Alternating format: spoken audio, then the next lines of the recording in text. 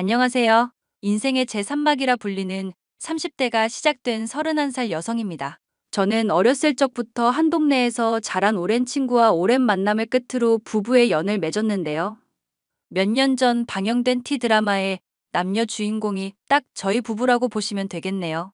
다만 다른 점이 있다면 시댁과 인연을 끊고 살고 있다는 점입니다. 처음엔 시댁 식구들과 누구보다 잘 지냈는데 시어머니의 배신으로 인해 지금까지 안 보고 살고 있네요. 저희가 왜 인연을 끊고 살고 있는지 궁금하시죠?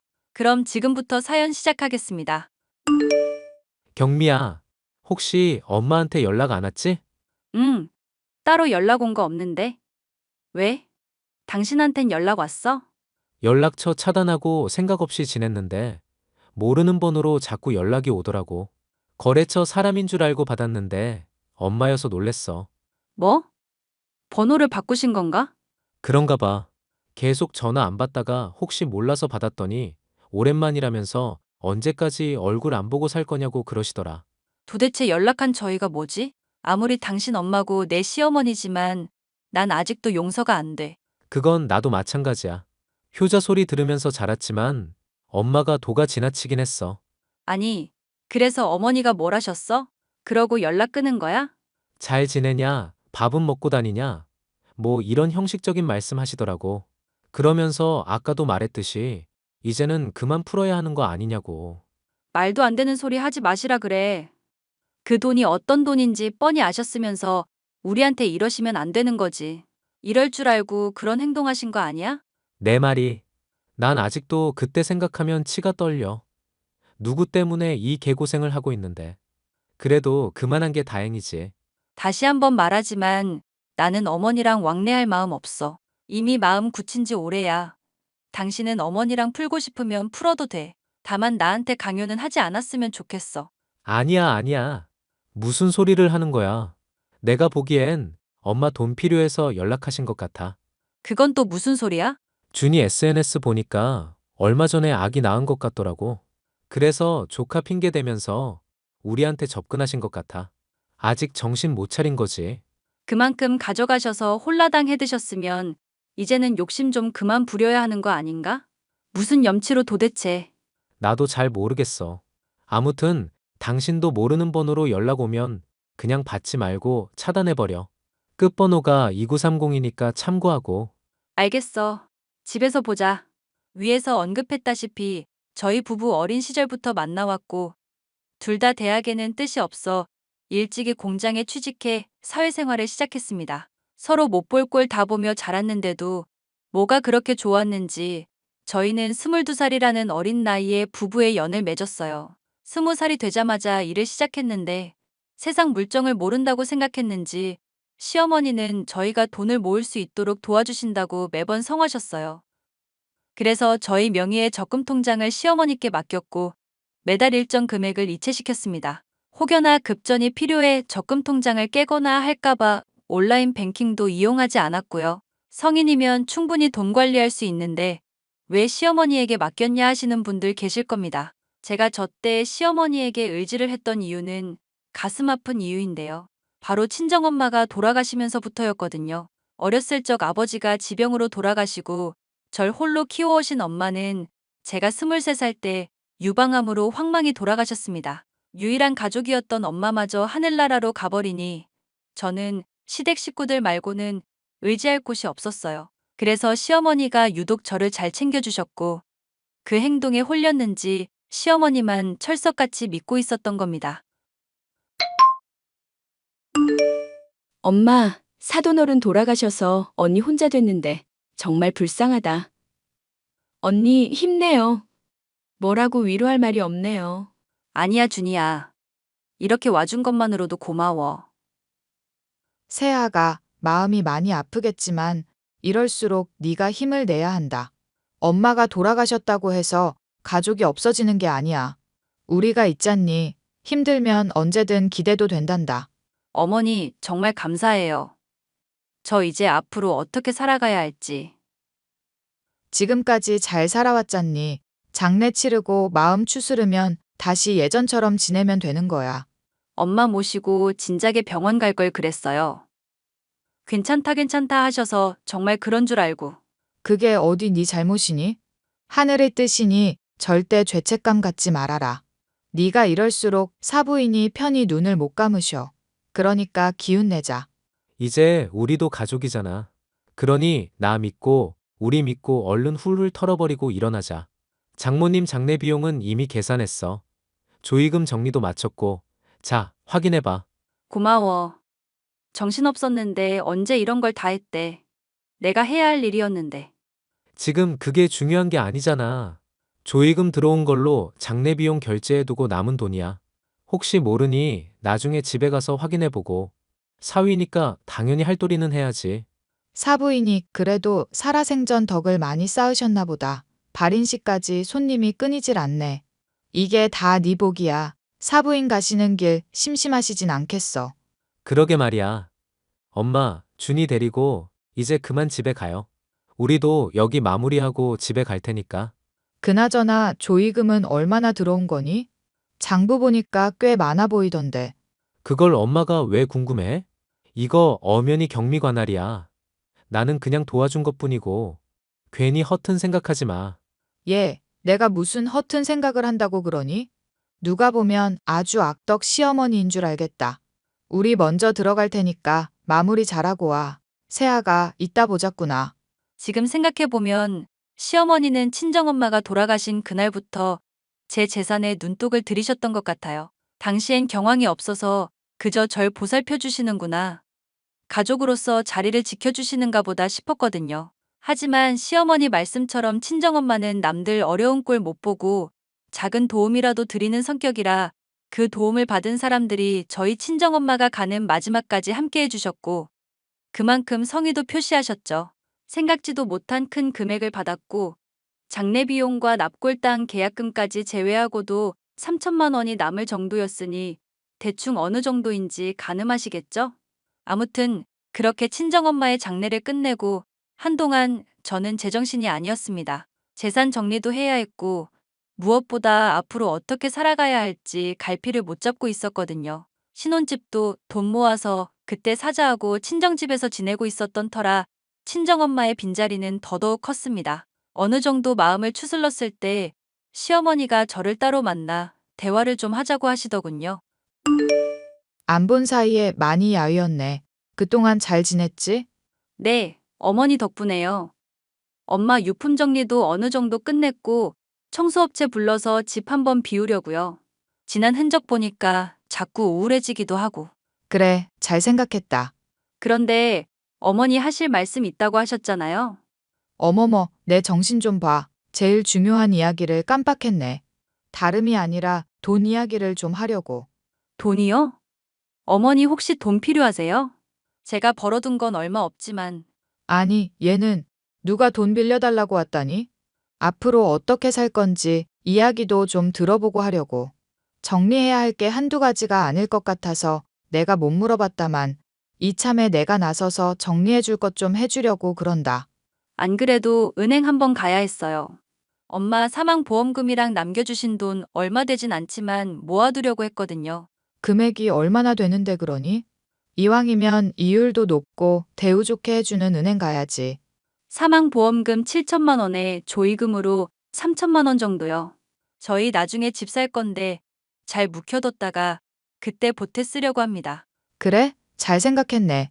그럼 이왕 이렇게 된 거 여기는 리모델링해서 월세든 전세든 주고 너희들 우리 집에 들어와서 사는 건 어떠니? 네? 어머님 집에요? 시집살이 같은 건 걱정하지 않아도 된다. 내 스타일 자체가 얽매이는 걸 싫어해. 단도직입적으로 말할게. 내가 적당한 거래처 알아봐주고 너네 30살에 분가시켜 줄 테니까 나한테 돈 맡기고 관리받아라.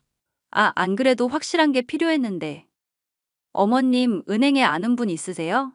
그렇지. 우리 집 자산 관리해 주시는 분도 계시고 너만 오케이 하면 그분 통해서 좋은 거 하나 만들어서 줄란다.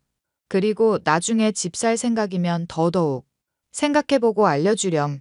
지금 당장 대답하지 않아도 된단다. 그이랑도 상의해보고 저희가 앞으로 어떻게 살지 계획도 짜봐야 하고요. 그래, 그래. 급한 거 아니니까 천천히 생각하고 알려줘. 나는 너희들한테 도움을 주려고 하는 거니까. 네, 연락드릴게요. 자기야, 어머니한테 연락이 왔는데 응, 말해. 어머니가 우리 목돈 관리해 주시겠다고 하는데 당신은 어떻게 생각해? 우리도 알아보고 있던 참이었잖아. 그렇지. 그런데 믿을 만한 사람인가? 어머니가 오래 거래해 오신 분이고 주거래 은행이랑 연관돼 있고 하니까 신뢰는 있는 것 같아. 아, 그때 말씀하셨던 그 팀장님? 그분이라면 믿을 만하지. 엄마 사망보험금이랑 조의금 남은 거랑 합치면 1억 정도 되거든? 그래서 그거 맡기려고. 우리 둘이 합쳐서 7년이면 1억 정도는 모을 수 있지 않을까? 더 모을 수 있지. 우리가 알뜰하게만 살면 한 사람 월급 저축으로 몰아넣고 다른 한 사람 월급으로 사는 거 어때? 필요하면 더 저축해도 되고. 지금 사는 집 공과금 말고 나가는 것도 없으니까 그렇긴 한데. 근데 어머님이 합가하자는 식으로 말씀하셨어. 합가? 그것도 나쁘진 않지. 돈도 굳고 어느 정도 합리적인 금액을 생활비로 들이면 그만이니까. 근데 자기가 불편하잖아. 아무리 가까운 사이여도 시댁인데. 나는 상관없어. 그런 거 생각 안 했던 건 아닌데. 우리가 돈 모으려면 어쩔 수 없지 최대한 아껴야 하는 입장에서는. 그래. 그럼 난 당신 의견에 따를게. 당신이 돈 맡기면 나도 그동안 모은 전 재산 엄마한테 같이 묶어서 맡기자. 그럼 2억 정도 되니까 우리가 부지런히 벌어서 금방 집 살 수 있을 거야. 그래, 알았어. 어머님한테 잘 말씀드릴게. 그렇게 저는 무언가에 홀린 듯 1억 남짓한 금액을 시어머니께 맡겼습니다. 그 어떤 은행보다 든든했고 저희가 30살이 되면 집을 구매해 분가를 할 계획이었거든요. 평소 자주 거래하던 은행도 있으셨고 자산 관리해 주시는 팀장님이라는 분과 정말 긴밀한 관계셨어요. 그래서 당연히 잘 맡아주실 거라 믿었고 저희가 갖고 있으면서 쓸 바엔 차라리 그게 나을 것 같았습니다. 하지만 지금 생각해보면 제가 살아오면서 한 행동 중 제일 어리석었던 행동이 아닌가 싶습니다. 그렇게 남편과 내 집 마련을 목표로 열심히 일을 했고 월급의 절반 이상은 저축을 해가며 알뜰하게 살았어요. 친정집도 반년 정도 더 살다가 시댁으로 합가를 했고 월세로 받는 50만 원은 생활비 명목으로 시어머니께 드렸어요. 그렇게 모든 일이 계획대로 이루어지는 줄 알았습니다. 엄마, 나 다음 주에 남자친구 데리고 인사하러 올게. 우리 결혼하기로 했거든. 어머, 그게 정말이니? 그 대학병원 의사라는 그 사람 맞지? 응, 이제 전문에 달았어. 우리 엄마 의사 사위 두게 생겼네. 잘 됐다. 우리 예쁜 딸 누가 데려가나 했더니 이런 복덩이를 물어올 줄이야. 이야, 준이 너 능력 좋다? 아주 대단한 신랑감 물어왔네? 둘이 어떻게 만났냐? 소개로 만났지. 명색이 간호사인데 의사 남편 정도는 둬야지. 혹시 알아? 개인 병원이라도 차려서 병원장 사모님 소리 들으면서 살게 될지? 꿈도 크다. 그냥 적당히 행복하게 사는 게 딱이야. 너 나랑 새언니 보면 모르냐? 난 뭐래도 아가씨가 행복하면 그만이에요. 아, 언니, 왜 갑자기 존대해요? 아가씨가 뭐야? 그냥 준이라고 불러줘요. 이제 어엿한 새 신부고 가정을 이루는데 아가씨라고 해줘야지. 언제까지 어린애 취급할 순 없잖아요. 안 그래요, 어머니? 그래, 그건 새언니 말이 맞아. 사위 앞에서 새언니가 너한테 이름 부르면 그것도 격식에 안 맞는 거야. 의사 아들 둘 집안이면 대단한 집안 같은데 너 감당할 자신 있겠냐? 집안은 무슨 집안? 거기서 거기지. 사랑하기 나름 아니야? 나도 한성격하니까 걱정하지 마. 그나저나 결혼은 언제로 생각하는데? 그것까지 자세히 이야기 안 나눴지. 아마 내년 가을쯤이 되지 않을까 싶은데. 난 더울 때 결혼하는 거 질색이야. 그런 건 나중에 정하면 되니까 너는 네 예비 남편 관리나 잘해. 식장에 손잡고 들어가기 전까진 모르는 거다. 그러니 진작에 관리 들어가야 해. 알겠어, 엄마.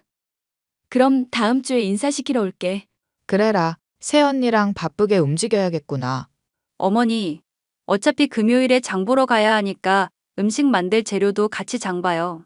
그래, 그러자꾸나. 7년이라는 시간이 흐른 뒤 신우이는 간호대학을 졸업해 한 대학병원에서 근무를 시작했고 동료의 소개로 서방님을 소개받았다고 했습니다. 1년도 안 되는 연애 기간을 끝으로 둘이 부부의 연을 맺기로 했다며 얼마나 들떠있던지요. 그 시점에 저희 부부도 서른을 앞두고 있었고 내 집 마련에 대한 부푼 마음을 안고 있었습니다. 그때까지만 해도 저희는 시누이가 결혼하고 그 뒤에 집을 구매하면 되겠다 싶었거든요. 그런데 문제는 그때부터였어요. 시누이가 결혼을 한다고 했을 때부터 돈 문제로 갈등을 빚을 줄 몰랐거든요. 집에 인사도 오고 상견례를 하고 난 뒤 시댁 분위기가 좋지 않았습니다. 하, 그 녀석 때문에 골머리 앓고 있네. 우리 결혼할 때랑은 완전 천지 차이야. 왜? 무슨 일 있어? 아니, 매제네 집안에서 혼수랑 예단을 어마어마하게 불렀거든. 어느 정도길래 그래? 선택지가 두 가지가 있거든. 그쪽에서 집을 해올 테니 그 절반만큼 혼수 예단해 오던지, 아니면 혼수고 뭐고 다 없어도 되니 개인 병원 개원할 돈을 보태던지 하라던데? 뭐? 몇 천만 원 가지고 턱도 없겠다. 그 결혼 꼭 해야 하는 거야? 준이가 저렇게 죽고 못 사는데 어쩌겠어? 결혼시켜야지. 근데 내가 알기론 엄마가 그만한 돈이 없거든. 어머니는 뭘 하시는데? 처음에는 머리 싸매시더니 자기가 알아서 해결하겠다고 그러시더라고. 지금 아마 준비 들어갔을 거야. 그래도 잘 해결돼서 다행이네. 아가씨 결혼하고 나면 우리도 적당한 때 봐서 집 사야지. 벌써 그럴 때가 된 건가? 우리가 따로 모은 돈이랑 어머니한테 맡겨둔 돈 합치면 조금 부족하지만 대출 7천만 원 정도 받으면 직장 근처에 괜찮은 아파트 얻을 수 있겠던데? 정말? 내가 자세히 알아보질 않아서.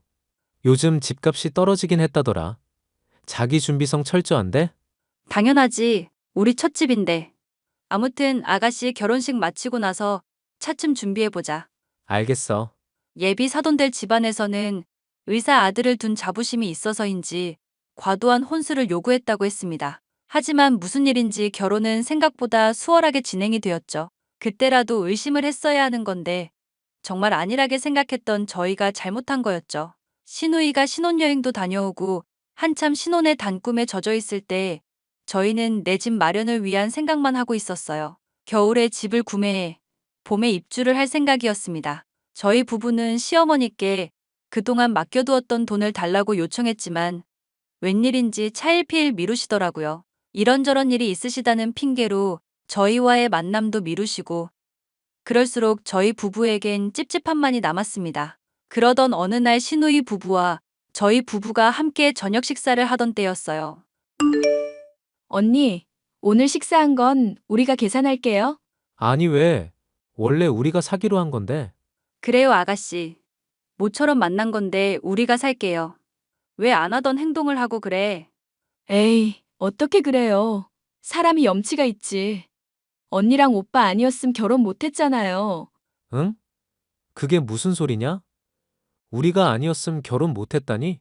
아, 엄마가 내색하지 말라고 했는데 사람 된 도리로 어떻게 그래. 이 사람도 항상 고맙다고 하는데 내가 식사라도 한 끼 대접해야지. 맨입으로 그런 큰 돈 꿀꺽하는 파렴치한 아니다? 큰 돈?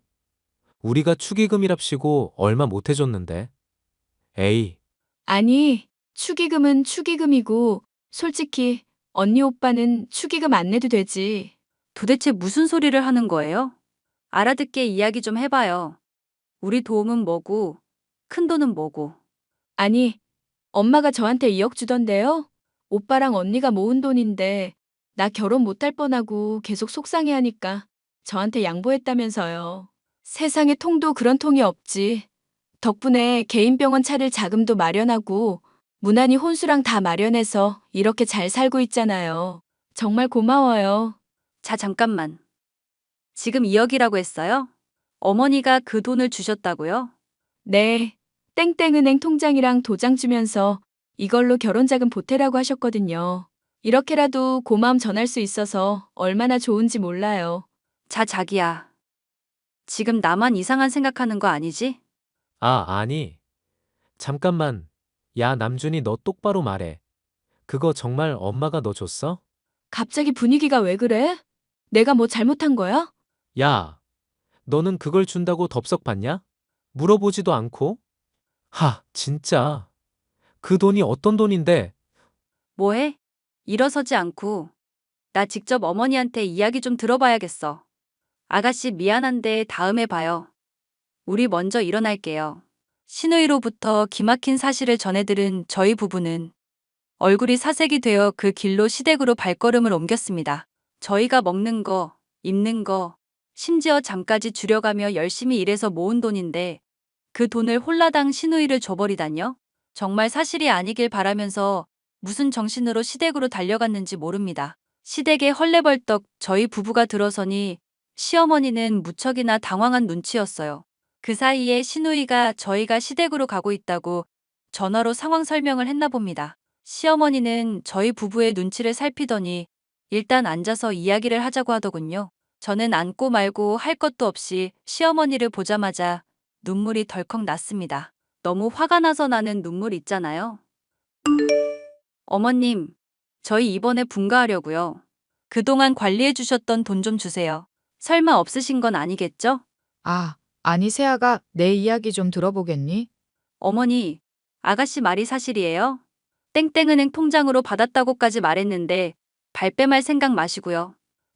그게 사실은 말이다, 세아가. 그 돈 우리 딸 시집 갈 때 다 줬다. 너희들은 돈 잘 버니깐 또 벌면 되잖니? 어머니, 어떻게 한마디 상의도 없이 그렇게 큰 돈을 아가씨를 주세요? 그 돈이 어떤 돈인 줄 아시면서 아무 말도 없이 덜컥 줘버리냐고요. 아니, 당장 결혼해야 하는데 돈 없으면 파혼하자고 하고 애는 죽겠다고 들어눕는데 그럼 어떻게 하니? 하나밖에 없는 딸 자식 죽게 놔둬? 어머니, 아무리 그래도 적어도 저희한테 상의는 하셨어야죠. 상의했으면 너희가 네, 2억 줘버리세요 했을 거야? 너희들이 이렇게 나올 줄 알았어. 그리고 그동안 너희가 합가해서 살면서 이득 본 걸로 치면 그게 그거 아니냐? 어머니, 그거랑 차원이 다른 문제죠. 저희가 매달 생활비를 안 드린 것도 아니고 용돈도 따로 챙겨드렸는데 이런 식으로 말씀하시는 건 어쩜 식구끼리 그렇게 나 몰라라 할 수 있니? 그깟 돈이야 다시 마련하면 되는 거잖아. 그리고 너희야 돈 잘 버니까 금방 돈 모으면 되는 거고. 너도 보면 참 야박하다? 정말 너무하시네요. 어머님, 뭐가 잘못됐는지 모르세요? 그 돈 저희 엄마 목숨값도 있고 저희가 정말 한 푼 두 푼 아끼고 모은 건데 하루아침에 그걸 없애버리신다는 게 말이 됩니까? 저희 분가할 건데 그럼 그만큼 돈 해주실 거예요? 내가 그만한 돈이 어딨니? 와, 진짜 할 말 없게 만드시네요. 이 미친 할망구. 어머니, 남은 인생 후회하다 죽게 해드릴게요. 뭐? 너 지금 말 다 했냐? 이 미친년이 버르장 머리 없이 어디서 어른한테 그런 막말을 내뱉어. 제가 하는 막말만 막말이고 어머니가 하신 행동은 정상이라고 생각하세요? 저 이거 절대로 그냥 못 넘어갑니다. 소송을 걸어서라도 받아낼 거니까 그런 줄 아세요. 제가 소송까지 불사하겠다고 결심을 하고 소리치니 순간 하늘이 번쩍하더군요. 네, 맞습니다. 시어머니가 제 뺨을 내리치신 거예요. 저는 충격에 주저앉고 말았고 너무 어이없어 눈물도 안 나더라고요. 주저앉은 제 머리채까지 잡으며 손에 닿는 대로 절 때리시기 시작하시는데 어찌나 매서운지 온몸에 멍이 들었습니다. 시어머니는 저에게 입에 담지 못할 욕설을 내뱉으셨고 남편이 억지로 떼어낸 뒤에야 겨우 진정하셨어요. 제가 악에 받쳐 뭐라고 한마디 하려던 찰나 남편이 먼저 말을 건넸습니다. 엄마, 그만 좀 해. 그 돈 정말 어떤 돈인지 몰랐어? 우리가 가진 게 그렇게 탐났냐고. 너까지 엄마한테 이럴 거야? 너희 월급 400만 원 조금 넘잖니? 그럼 금방 모으잖아. 나이도 젊은데 조금만 고생하면 되는 거 가지고 네 동생 앞길 막으려고 작정했어? 이미 줘버린 돈 어떻게 할 수도 없고 지금 이게 무슨 태도니? 엄마, 이제 지긋지긋해요. 그 돈 우리가 어떻게 모았는지 알면 엄마 이런 태도 못 취하세요. 저희 밥 사 먹는 거 남들 다 먹는 2,000원짜리 커피 한 잔이 아까워서 못 사 먹고 저축한 거야. 그리고 우리가 저축하면서 엄마 섭섭하게 한 거 있어요? 매달 용돈도 드리고 생활비도 보태고 더했으면 더했지 모자라진 않았잖아. 어머머, 얘 좀 봐. 이게 다 전현 때문이야. 야, 너 우리 아들 어떻게 홀린 거야? 우리 아들이 어떻게 자기 엄마한테 눈 똑바로 쳐다보고 대들게 만드냐고. 저 사람 들먹이지 마. 엄마, 장모님 목숨값도 있잖아. 적어도 우리한테 말은 해줬어야지.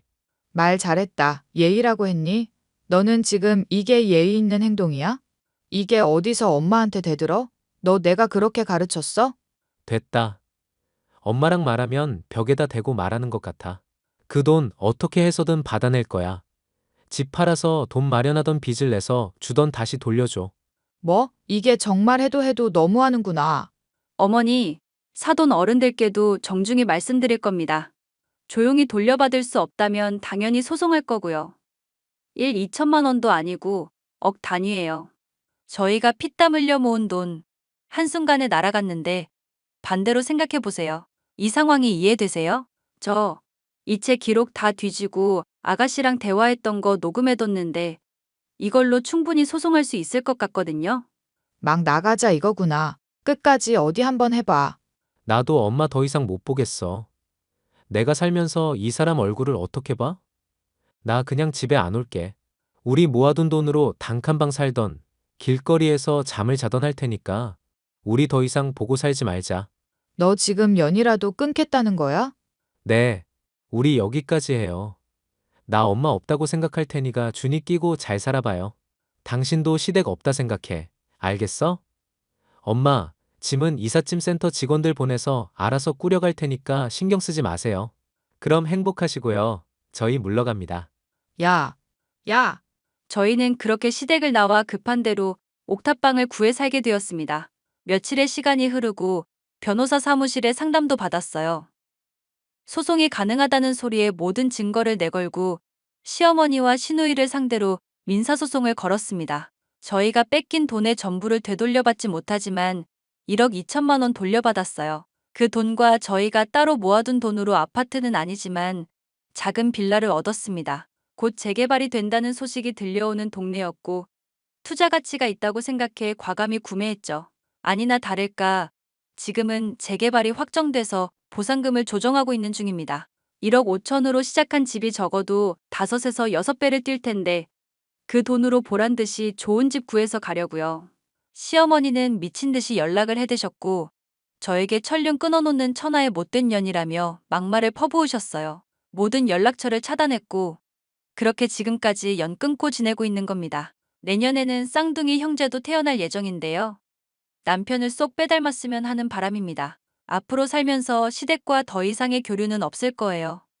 남편이 스스로 이야기할 때까지 시댁 이야기는 먼저 꺼내지도 않을 겁니다. 가족 같지도 않은 사람들한테 잘 보일 이유도 없고 굳이 아들과 며느리라는 이유로 숙이고 들어갈 이유도 없으니까요.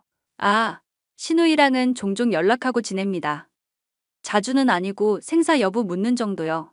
신우이는 모든 사건의 전말을 알고는 저희 부부에게 매번 미안해하고 있습니다. 그런 신우이를 보자면 저희가 너무했나 싶기도 하지만 이미 한번 마음이 돌아서서 돌이키기엔 늦은 것 같네요. 제 사연은 여기까지입니다. 앞으로 더 승승장구할 거고 제 긴 사연 읽어주셔서 감사드려요. 공감이 되셨다면 응원의 댓글도 부탁드립니다.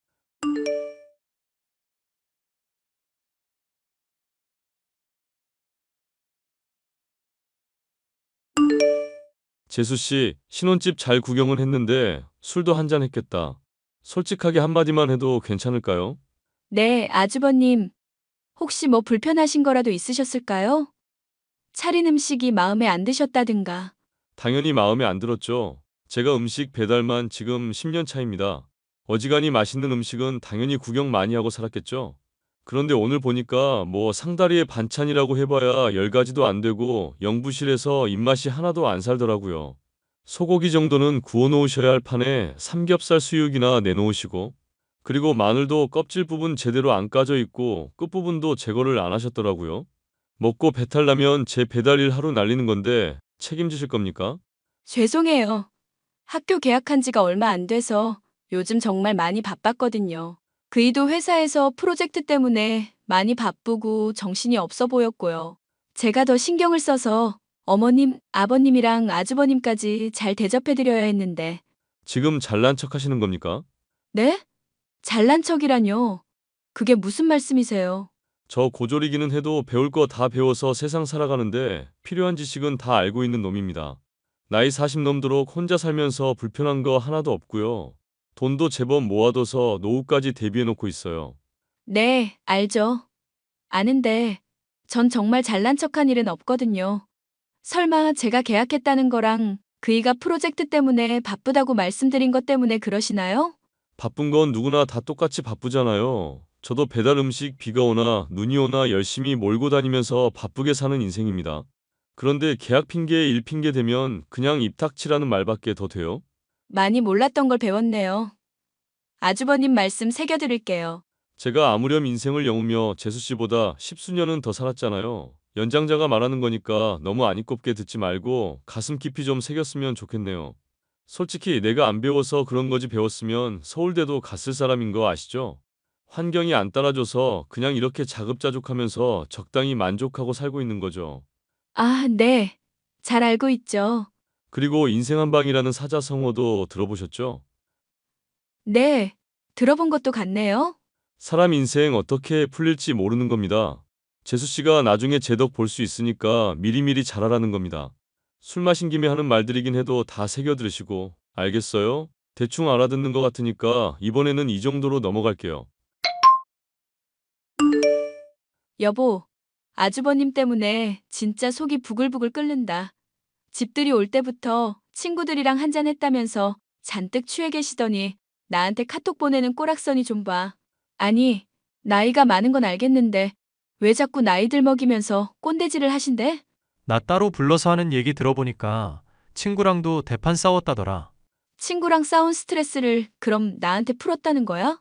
뭐, 그랬다기보다는 원래도 그런 사람인 까닭도 있겠지만, 친구분이랑은 왜 싸운 건데? 형철이 형이라고 머리 정말 벗겨진 분 있거든? 왜? 우리 결혼식 할 때 와서 축하한다면서 막 호탕하게 웃었던 사람. 당신이 웃음소리 되게 크고 특이하다고 했었잖아. 누군지는 기억나는데 왜 싸웠대? 그 형철이 형이랑 스포츠 토토인가 하는데 이번에 크게 손해를 본 모양이더라고. 서로 탓하면서 심하게 싸웠었다가 친구들 중재로 술 마시면서 풀기로 했나 봐. 근데 그게 잘 안 돼서 대판 싸움 난 모양이고. 아, 어쩐지 그래서 뭔가 상태가 안 좋아 보이셨구나. 당신 보고 이해해달라고는 말 안 할게. 솔직히 10년 넘게 같이 산 나도 형이랑 엄마가 힘든데 당신은 오죽하겠어? 아주버님 그렇게 된 건 어머님 잘못도 솔직히 크지. 아주버님만 싸고 돌고 먹을 거 입을 거 다 차별하셨다며. 장손이라는 이유로 당신은 어머님이 챙겨주는 거 제대로 받지도 못하고. 옛날 얘기해봐야 나만 아프지 뭐. 솔직히 아버지가 살아있지만 않았어도 진즉에 연 끊었다. 나 회사 취직해서 좋아할 때도 금방 잘릴지 모르니까 정직원 될 때까지 너무 좋아하지 말라고 태클 걸던 사람이 형이랑 엄마거든. 그랬구나. 난 그래도 어머님은 당신한테 들은 얘기랑 달리 무던해 보이는 편이라고 생각했거든. 상견례 때도 그렇고 집들이 때도 그렇고. 이런 말 하기는 좀 그런데 형 걸린 문제면 엄마가 좀 많이 미친 사람처럼 될 때가 있어. 평소에도 이상한 사람이긴 한데 오늘은 아빠도 있어서 자제했던 거야. 당신은 이런 말 하기 좀 그렇다면서 잘만 하더라. 어머님이랑 아주버님 욕하고 싶은 거 있으면 편하게 해. 임금님도 안 볼 때는 욕 편하게 한다는데. 됐어. 하루 이틀 시달린 것도 아니고 욕해서 뭐해. 술 먹고 와서 꼰대질 한 거라든가 되먹지도 않은 사자성어 대면서 유식한 척하는 것이며 열거해봤자 내 입만 아파. 안 그래도 나한테 꼰대질 엄청 하시더라. 아니, 꼰대질하면서 사자성어 쓰시는 것도 다 틀리시고. 적당히 벌며 쓰는데 만족하면서 사는 건 자급자족보다 안분지족이 더 어울리잖아. 거기서 좀 찝찝한 거 지적하면 잘난 척한다고 또 발끈하실까봐 내가 말을 안 했다? 그런데 인생 어떻게 될지 모른다면서 인생 한 방이라는 사자성어가 있다는 거야. 지적하고 싶은 거 참느라 죽는 줄 알았어. 잘 참았어. 40 넘은 어른이 어떻게 취해지는지 구경하고 싶을 때 아니면 참아. 저번에는 내로남불이라는 단어에 꽂혔는지 자꾸 사자성어랍시고 나한테 써먹는 거야. 그래서 내가 하면 로맨스, 남이 하면 불륜이 어떻게 사자성어냐고 했더니 막 우겨대고 욕하고 난리도 아니었어. 아주버님도 한편으로는 좀 불쌍하시다. 어머님이 잘 교육을 하셨어야 했는데. 그나마 지금은 사람 된 거지.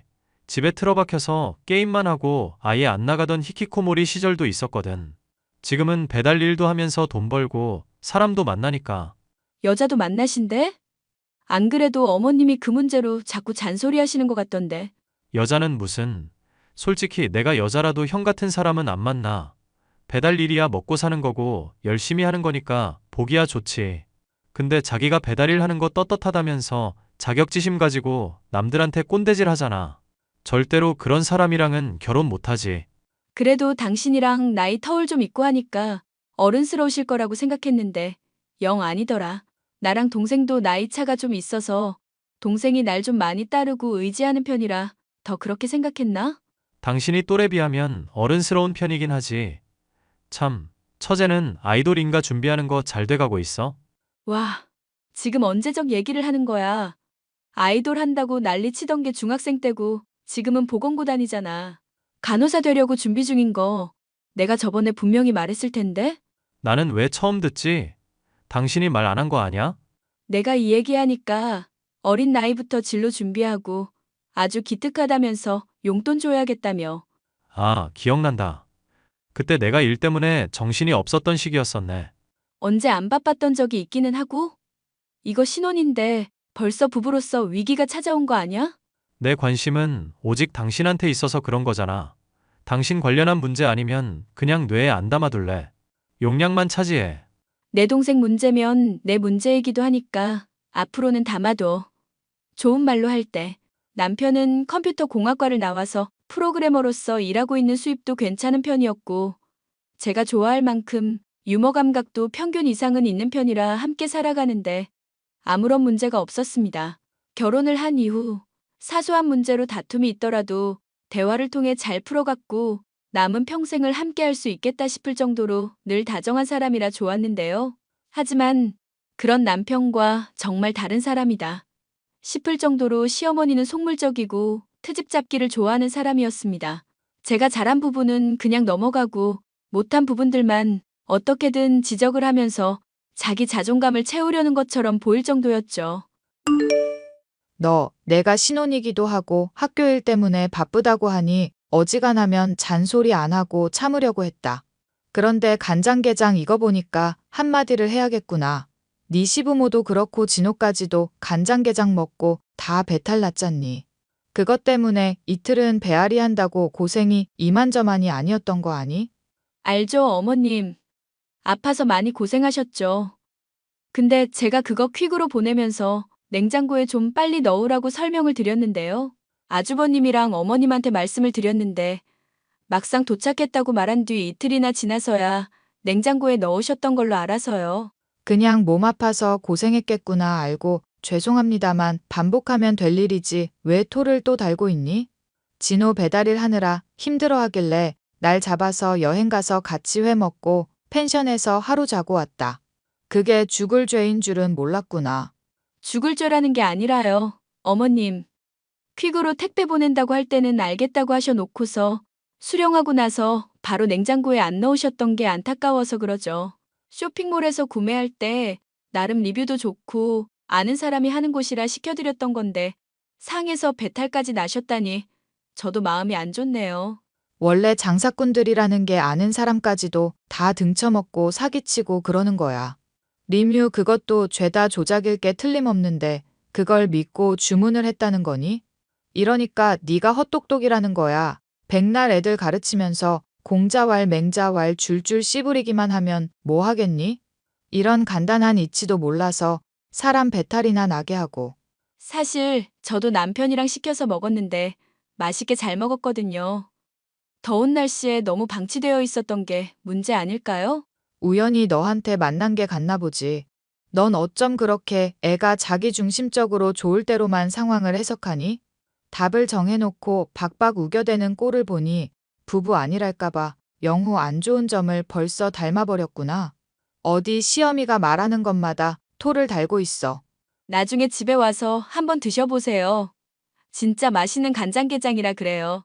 됐으니까 앞으로 선물하고도 욕먹기 싫으면 똑바로 하거라. 알겠어? 모르겠어? 알겠다고 대답 안 하면 혼쭐을 내줄 테니 그렇게 알거라. 네, 알겠습니다, 어머님. 날이 갈수록 표독스러워지는 시어머니의 참견과 우기기 때문에 한숨이 나오는 일이 하루 이틀이 아니었습니다. 남편에게 이 문제를 편하게 얘기할 수 없는 것은 그럴 때마다 길길이 화를 내며 시어머니와 당장이라도 싸우려 들었던 까닭이었는데요. 참고 넘어갈 수 있는 문제를 굳이 꺼내어 모자 관계를 갈라놓을 것 같아 마음이 좋지 않았거든요. 당신 엄마한테 간장게장 보낸 일로 잔소리 들었다며? 좋은 경험했지. 내가 간장게장 보내고 욕먹기는 난생 처음이거든. 엄마는 남한테 늘 틀린 것만 채점하는 사람이라 그래. 형은 다 틀려도 어떻게 대하는지 알아? 맞는 것만 채점하신다든가? 아니, 일단 해봤다는 것에 이미 100점을 주지. 나는 좋은 대학 가도 시큰둥하고 배워서 뭐하냐고 하더니 형이 사이버 대학으로 대학 졸업증 따겠다니까 아주 잔치를 벌이더라. 그나마도 하던 도중에 때려치웠는데 배우겠다는 모습이 기특하니 어쩌니. 내가 차별당한 거 열거하면 3일 밤낮을 새도 모자라. 이러니까 내가 계모라고밖에 계속 생각이 안 들지. 어머님은 대체 무슨 생각이신지 모르겠어. 아주버님이 배달일로 돈 버는 거 몸이라도 까딱 다쳤다가는 못하는 일이 되는 거잖아. 지금보다 더 안전하고 본인도 적성에 맞는 일 하게 하려면 마냥 오냐오냐만 해선 안 될 텐데. 그나마 형이 아빠는 무서워했었는데 건강 안 좋아지고부터는 영 케어가 안 되네. 엄마가 그나마 잔소리하는 게 결혼하라는 건데 솔직히 나이 40 넘어서 부모 집에 있는 남자한테 누가 시집을 가겠냐고. 그러고 보니 주변에 나이 얼추 맞는 분이 있을 것도 같은데 원하시면 소개라도 시켜드릴까? 엄마나 형이나 자식 건강하게 가져야 한다면서 20대 여자 원하고 있는 마당이니까 아마 안 될 거야. 세상에. 진짜야, 그게? 저번에 당신이 그런 얘기 비슷한 거 하긴 했지만 난 농담인 줄 알았지. 됐어. 어차피 아버지 돌아가시면 제대로 보지도 않을 사람들이야. 솔직히 아빠 건강 생각해서 지금 가족 행세라도 하는 거지. 내가 그간 당한 거 생각하면 당장 절연을 하고 싶을 지경이라고. 당신 절연한다고 해도 세상 사람들 욕할 사람 아무도 없을 거야. 솔직히 나도 얘기 듣기 전에는 당신이 어머님한테나 아주버님한테 좀 까칠하다고 생각했었거든. 다른 사람들도 얘기 듣기 전까지는 다 그렇게 말하곤 해. 처음 아빠가 데려와서 소개해줬을 때 엄마라고 안 불렀다고 어린애를 밤 9시부터 새벽 2시까지 안 재우는 게 말이나 돼? 형은 피망 못 먹는다고 거르게 해놓고 나는 편식하면 안 된다면서 미역에 고추에 멸치 같은 거 갈아서 마시게 했던 것도 말했지. 알지? 당신 힘들게 자라온 거. 하늘 나라 있는 친엄마 보고 싶다면서 술 마시고 운 적도 있잖아.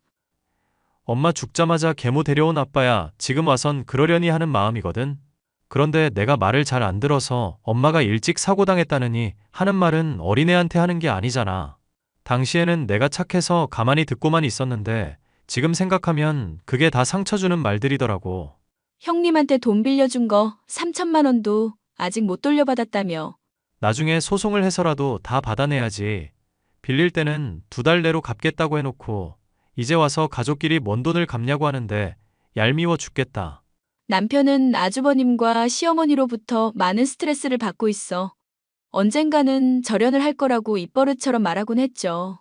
그런데 아버님의 병환이 더 깊어지게 되면서 아주버님이 저와 남편의 집에 머물 일이 생기게 되었습니다. 골골거리는 사람 옆에 아주버님이 있으면 안 좋은 기운을 받는다며 시어머니가 고집을 부리며 말도 안 되는 주장을 해서 어쩔 수가 없었죠. 남편이나 저나 아버님에게 크게 스트레스가 될까봐 어쩔 수 없이 이를 받아들여야만 했습니다. 재수 씨, 솔직히 술을 마시고 돌아왔으면 해장국 정도는 센스 아닙니까? 아무리 엄마 부탁 때문에 억지로 집에 받아들여줬다지만 이렇게까지 눈칫밥 주시면 곤란해요. 아주버님, 술 마시고 오토바이 모시다가 정말 큰일 나는 수가 있어요.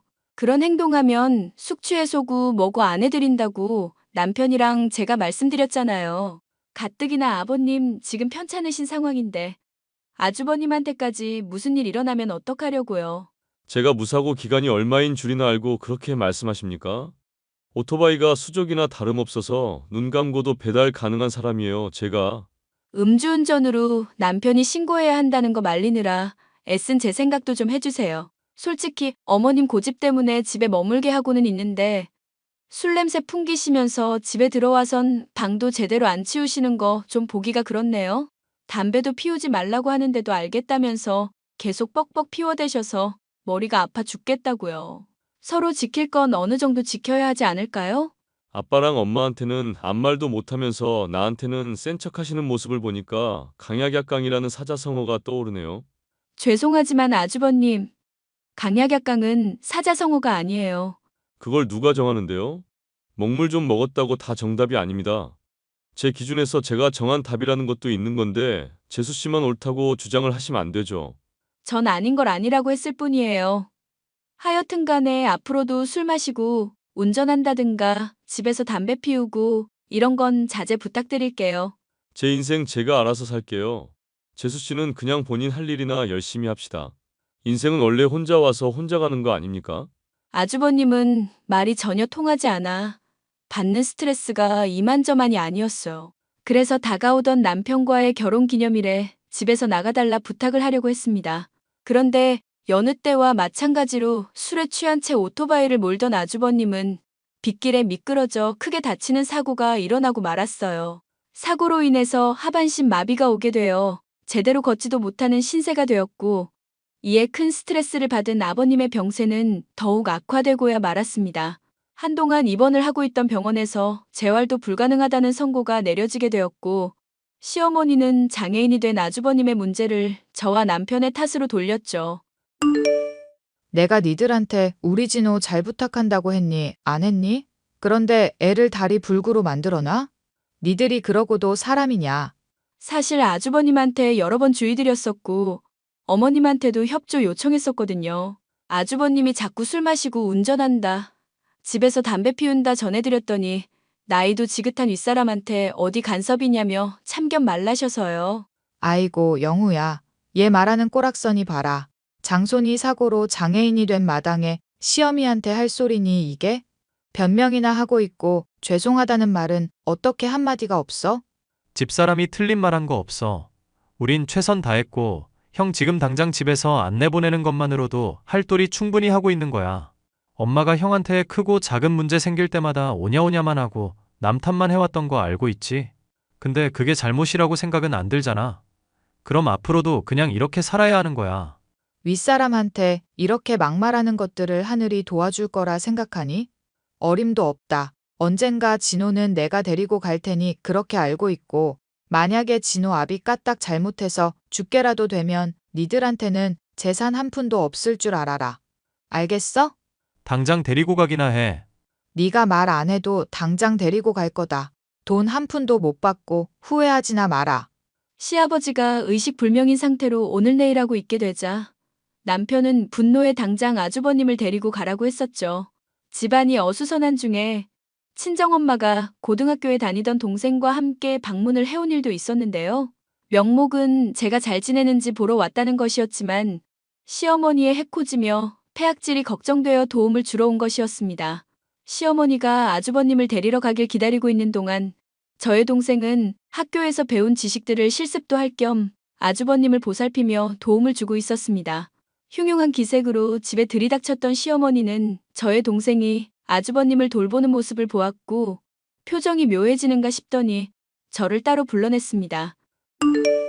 우리 장손이랑 사돈처녀랑 잘 어울리던데 내가 볼 땐 둘이 천생연분이다. 무슨 말씀을 하시는 거예요? 설마 제 동생이랑 아주버님 얘기하시는 거예요? 몸은 절에 됐어도 모아놓은 돈도 넉넉한 애야. 간호사 일 준비한다는 걸로 봐서는 돈이 많이 궁한 모양인데 나쁘진 않잖니. 이참에 날 잡고 시골리는 거 어떠냐? 40 먹은 장애인 노총각이랑 18살짜리랑 결혼시키자고요? 인연 진짜 또라이년이네? 뭐, 또라이? 너 지금 시어미한테 또라이라고 했니? 그래, 이 또라이야. 내 동생이 한때나마 아이돌도 해볼까 하던 인물이야. 춤도 못 추고 노래도 못하지만 그래도 내 이쁜 동생이라고.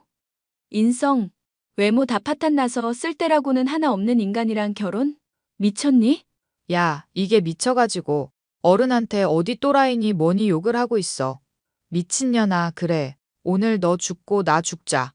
절 따로 불러 무슨 얘기를 하려나 했더니 제 동생과 아주버님을 결혼시키자는 미친 소리를 아무렇지 않게 내뱉는 시어머니. 그동안 당해왔던 일까지 겹쳐지니 황당하다 못해 분노가 끓어오르더군요. 속에 있는 말을 필터 없이 꺼낸 결과 서로 머리채를 붙잡고 싸우는 사태로까지 이어지게 되었죠. 고래고래 악을 쓴 것과 달리 영 기력이 없던 시모는 저에게 머리채를 쥐어뜯기고 그 자리에 주저앉아 서럽다며 엉엉 울어대기까지 했습니다. 이런 일이 있었으니 아주버님은 당연히 저와 남편의 집에 머무를 수가 없는 상황이 되었고 결국 원래의 보금자리로 돌아가 시어머니와 함께 머물게 되었는데요. 사고로 인해 한순간에 장애인이 되어버린 아주버님이 딱하기는 하지만 그렇게 경고를 했음에도 잘못을 저지른 것은 본인이니 누굴 탓할 수도 없는 상황이었죠. 영후가 내 연락은 아예 받지도 않고 문자는 읽지도 않는구나. 그래서 너한테 어쩔 수 없이 말을 한다, 아가. 언제 죽을지도 모를 마당의 가족이 이렇게 분열해서 되겠니? 가족이요? 어머님한테 가족은 아주버님 말고는 없잖아요. 그러니까 어린 제 동생이랑 결혼을 시키자는 말도 아무렇지 않게 하시죠. 어차피 여자는 돈 많은 남자한테 시집 가는 게 최고다. 잘 보살피면 내가 재산 물려주겠다. 모아놓은 돈 많겠다. 문제될 거 있겠니?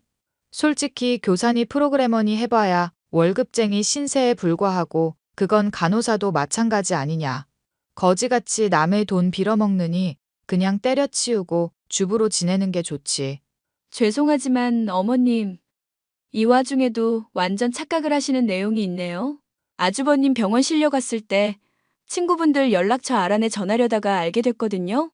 토토인가 하는 걸로 그동안 버는 돈 매달 탕진하고 있었고 지금 신용 불량자나 다름없다는 거요. 뭐?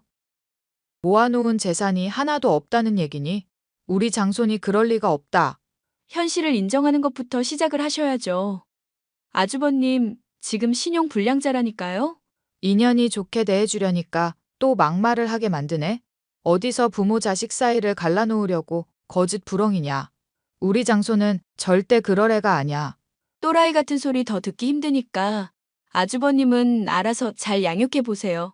거동 불편한 사람 돌보는 게 얼마나 힘든 일인지 한번 제대로 느껴보시고요. 사과할 마음 있으셔도 저랑 남편은 너무 당해온 게 많기 때문에 절대 용서 안 할 거니까 그렇게 아시고요. 용서 같은 소리 하고 있네. 당장 와서 무릎 안 꿇으면 유산 한 푼도 없을 줄 알아. 저번에 나한테 막말한 것도 사과하고. 그건 아버님이 결정할 일이고 댁이 결정할 게 아니지. 적당히 해. 이 미친 아줌마야.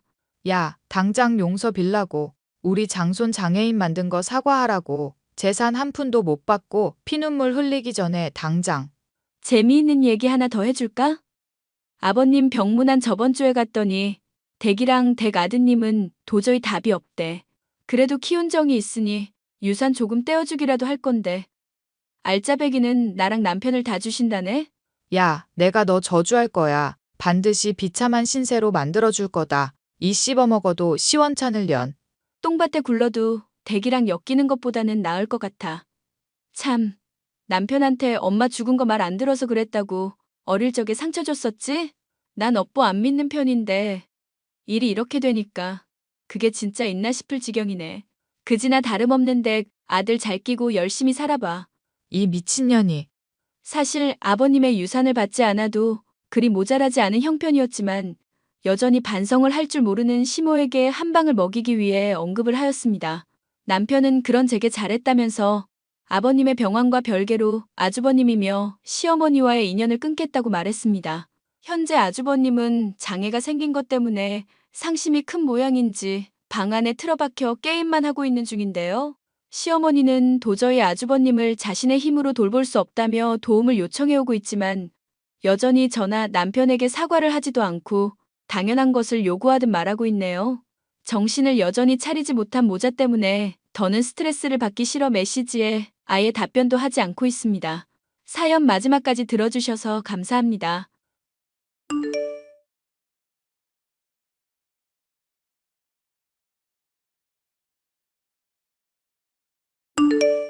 안녕하세요. 저는 포항에 있는 철강 회사에서 근무하고 있는 33살 남성입니다. 이름을 대면 누구나 알만한 대기업이고 고등학교를 졸업하고 바로 취직한 터라 벌써 근무 13년 차네요. 야간 근무를 끝내고 아침에 퇴근해서 헬스장에서 땀을 쫙 빼고 집에 오니 이렇게 상쾌할 수가 없습니다. 침대와 일심동체가 되기 전 항상 챙겨 듣던 사연 채널에 제 사연을 보내보고자 이렇게 글을 쓰게 되었네요. 제가 33년 인생을 살아오면서 처음으로 배신을 당했던 적이 있는데요. 그 사건을 계기로 비혼주의에 가까운 생각을 갖게 되었고 누군가를 만나는 것에 대한 두려움이 생겼습니다. 그 당시에는 한동안 아무것도 못하고 방에 틀어박혀 한 달은 꼬박 지냈을 정도로 힘들었거든요. 지금은 이렇게 웃으며 말할 수 있는 이야기지만 한때 저를 힘들게 했던 그 이야기를 지금 써내려가 볼까 해요. 무슨 사연인지 궁금하시죠? 지금 바로 제 사연 시작하겠습니다. 민철아, 할미다. 오늘 졸업식인데 이 할미가 못 가봐서 어떡하누? 할머니, 다리도 아픈데 어디로 온다고 그래? 의사 선생님도 쉬라고 하셨잖아. 나 괜찮으니까 걱정 마. 그려. 어이구 내 새끼 말도 못할 때가 엊그제 같은데 벌써 고등학교 졸업해서 어른이라니. 이게 다 할머니 덕분이야. 아참, 나 개근상 탔다? 다른 건 못 타도 열심히 학교 다닌 티는 냈네. 어이구 장하다. 이제 장가만 보내면 편히 눈 감을 수 있겠어. 할머니, 그게 무슨 소리야. 나랑 평생 같이 살아야지. 오래오래 만수무강해야 해. 자꾸 죽는다는 소리 하지 마. 애구구, 이 늙은이가 또 주책을 부렸구만. 우리 하나밖에 없는 손주 할머니가 미안하다. 아니야. 졸업식 끝났는데 민수랑 짜장면 사 먹고 들어갈게. 원래 졸업식 땐 짜장면인 거 알지? 민수네 부모님이 자장면 사주신다고 해서. 그려, 할머니는 조금 전에 먹었어. 그러니 걱정 말고 먹고 와. 민수 부모님한테 안부 전해드리고 다음에 한번 지나가다 들리라 그래. 김치 더 준다고. 알겠어요. 안 그래도 민수 엄마가 김치 이야기 하시더라. 전해드릴게요. 짜장면만 먹고 바로 들어갈게. 할머니 편히 쉬고 있어. 오냐, 항상 차 조심하고 다시 한번 졸업 축하한다. 내 새끼. 저는 일찍이 부모님을 모두 여의고 할머니 손에서 자랐습니다. 언젠지 기억도 안 나지만 할머니와 살게 된 건 유치원에 다니기 시작할 무렵이었습니다. 할머니는 제가 부모님이 계시지 않는다는 이유로 없어 보이거나 부족하다는 말을 듣지 않게 하기 위해 많은 노력을 하셨어요. 다리 수술을 하기 전까지는 식당에서 설거지와 반찬을 만드는 일을 하시며 저를 뒷바라지하셨습니다. 본인이 먹을 것, 입을 것 아껴가며 저를 위해 주셨고 할머니 덕분에 저는 어긋나는 일 없이 무사히 고등학교를 졸업했죠. 할머니는 대학에 진학하는 걸 바라셨지만 저는 일찍 철이 들다 보니 대학에 가는 것보다는 돈을 벌고 싶었습니다. 운 좋게 대기업 인턴으로 근무를 하게 되었고 좋게 평가되어 인턴 계약 기간이 끝남과 동시에 정규직으로 전환이 되었죠. 남들은 들어가기 힘들다는 대기업에 어린 나이에 입사해 많은 월급을 받게 되었고 틈틈이 저축도 하며 열심히 살았습니다. 22살이 되던 해 남들 다 가는 군대도 다녀왔죠. 연로하신 할머니가 홀로 계시는 게 걱정이 되었지만 동네 어르신들이 잘 보살펴드리겠다며 제 걱정의 짐을 덜어주셨습니다. 무사히 전역하고 회사에 복직해 예전처럼 열심히 일했어요. 그렇게 시간이 흘러 20대 후반이 되었을 때 직장 동료의 소개로 예비 신부를 만났습니다. 진호 씨, 요즘 업무하는 건 어때? 오랜만에 복직해서 일하려니 많이 힘들지? 아, 선배님, 저는 괜찮습니다. 아무렴 힘들어도 군 생활보단 낫죠. 하하, 그렇지. 오늘 퇴근하고 나랑 소주 한 잔 어때? 아, 할머니가 혼자 계시는데 오늘 저녁 같이 먹기로 했거든요. 에이, 진호 씨는 꼭 그러더라. 하루 정도는 나한테 시간 좀 내줘. 죄송합니다. 할머니가 지난주에 퇴원하시고 컨디션 좀 나아지셔서 외식 좀 하려고요. 아, 그렇구나. 그럼 내가 이해해줘야지. 우리 팀에서 진호 씨가 가장 유능한 인재인 건 알고 있지? 과찬이십니다. 좋게 봐주셔서 감사하죠. 진호 씨처럼 일찍이 입사해서 그 정도 일할 수 있는 사람 없을 거야. 대표님 표창까지 받았으면 말 다 한 거지. 우리 회사가 복지가 좀 좋아? 그나저나 진호 씨가 올해 몇이지? 저 올해 28입니다. 왜 그러세요? 오, 딱이네. 마침 내 고향 후배가 하나 있는데 걔가 어렸을 때부터 공주로 불리던 애거든. 얼마 전에 한국 귀국했다길래 만났거든. 진호 씨랑 잘 어울릴 것 같아서. 네? 그게 무슨 말씀이세요? 저랑 잘 어울릴 것 같다뇨? 에이, 진호 씨, 이제 나이도 있고 연애는 해야지. 언제까지 일만 하고 살 거야? 진호 씨 정도면 여자들이 줄을 선다고. 젊어서 모아둔 돈도 제법 있지. 얼마나 좋아? 아, 저는 아직 연애할 생각이 없어요. 할머니도 모셔야 하고 여러모로 상황이 그렇지 않네요. 그게 무슨 상관이야? 그리고 걔는 현모양처 스타일이라 진호 씨도 아주 마음에 들어 할걸? 그러니 이참에 소개팅 한번 해볼래? 제가요? 어우, 저는 괜찮은데. 에이, 그러지 말고 만나봐라. 내가 이렇게 말하는 성의를 봐서라도 커피 한 잔 마시고 오라고. 이미 말도 해놨단 말이야.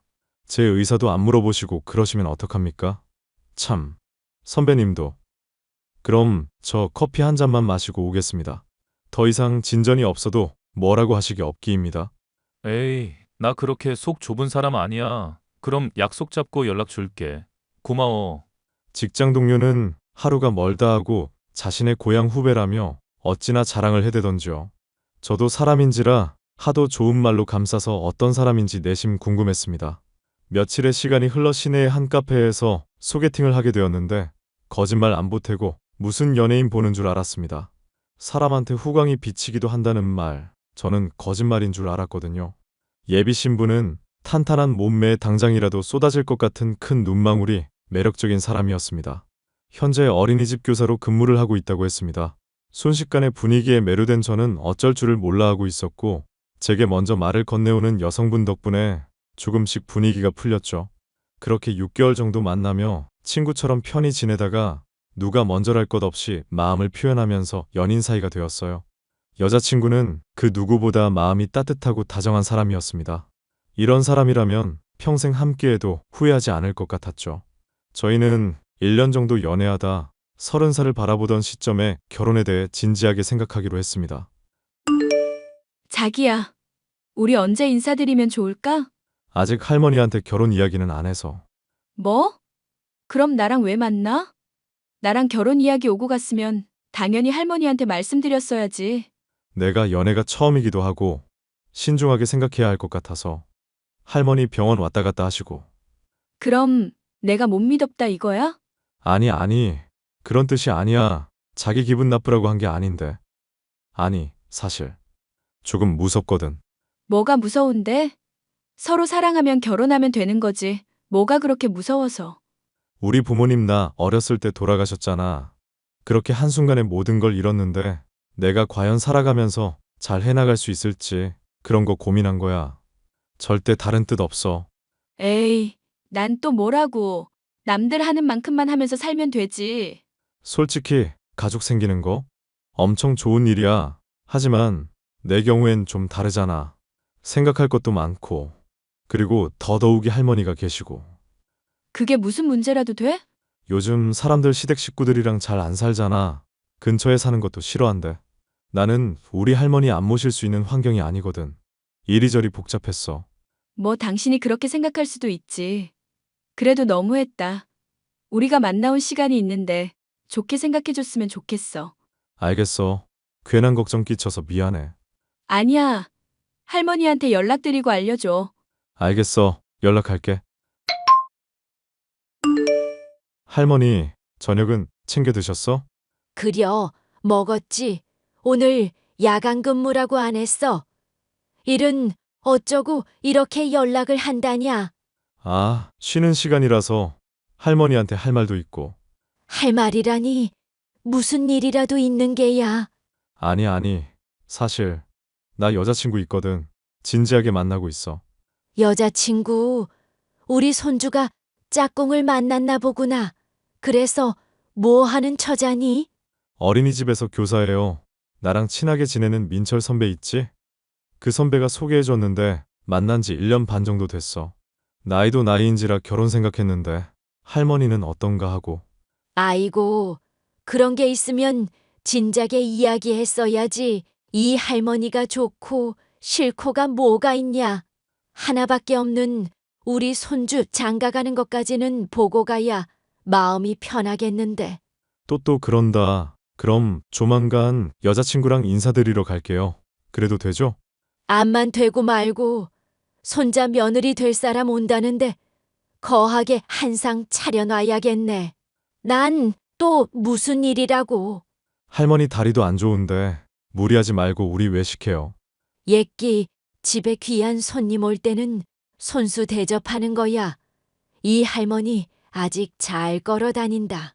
그러니 걱정 말고 날만 정해지면 알려주거라. 장도 봐야 하니까. 네, 알았어요. 여자친구한테 연락해 둘게요. 할머니 뭐 갖고 싶은 거 있어요? 인사드리러 가는 날 선물 사갈게. 그런 거 필요 없다. 몸만 와도 되니까 그냥 오라 해.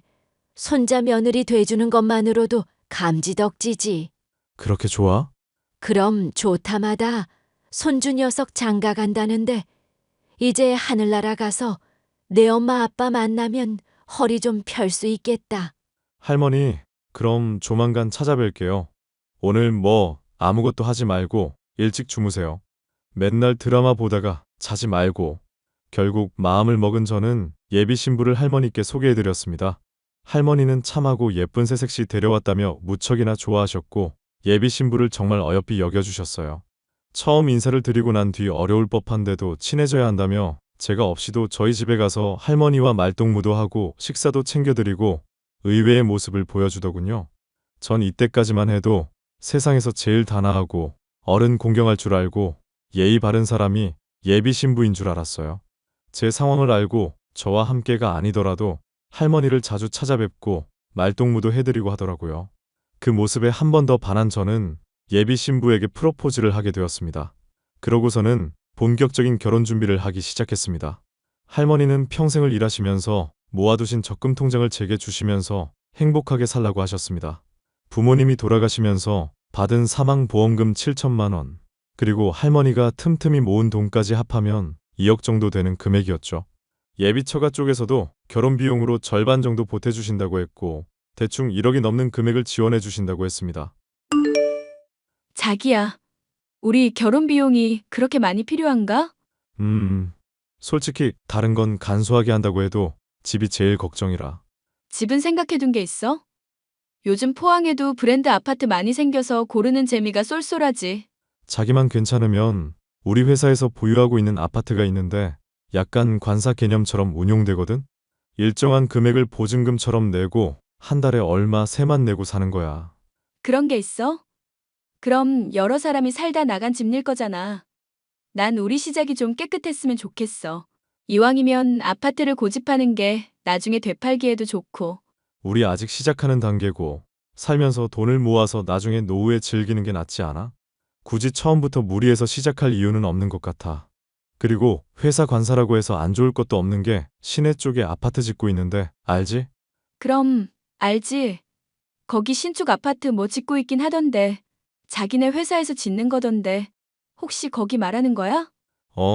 내가 말하는 곳이 거기야. 이번에 새로 짓고 있거든. 아, 그럼 좋지. 되팔진 못하더라도 어디 가서 기죽진 않겠다. 그럼 집 문제는 해결된 거다? 이번에 평수도 넓게 뺀다고 그러더라고. 36평쯤 될 거야. 와, 넓네. 우리 신랑 능력 있구나.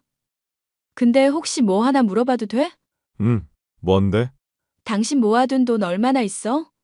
솔직히 내가 정교사도 아니고 언제 잘려도 모르는 상황인데 나 카페 해보고 싶어서. 그건 차차 생각해보자. 일단 결혼이 우선이니까. 그리고 당신이 하고 싶은 일 있으면 언제든 주저하지 말고 말해줘. 같이 생각해보고 진행하던지 하면 되니까. 우와, 정말이지? 아무튼 고마워. 역시 자기밖에 없어. 해줄 수 있는 건 해줘야지. 카페 차리면 꾸준히 할 수 있잖아.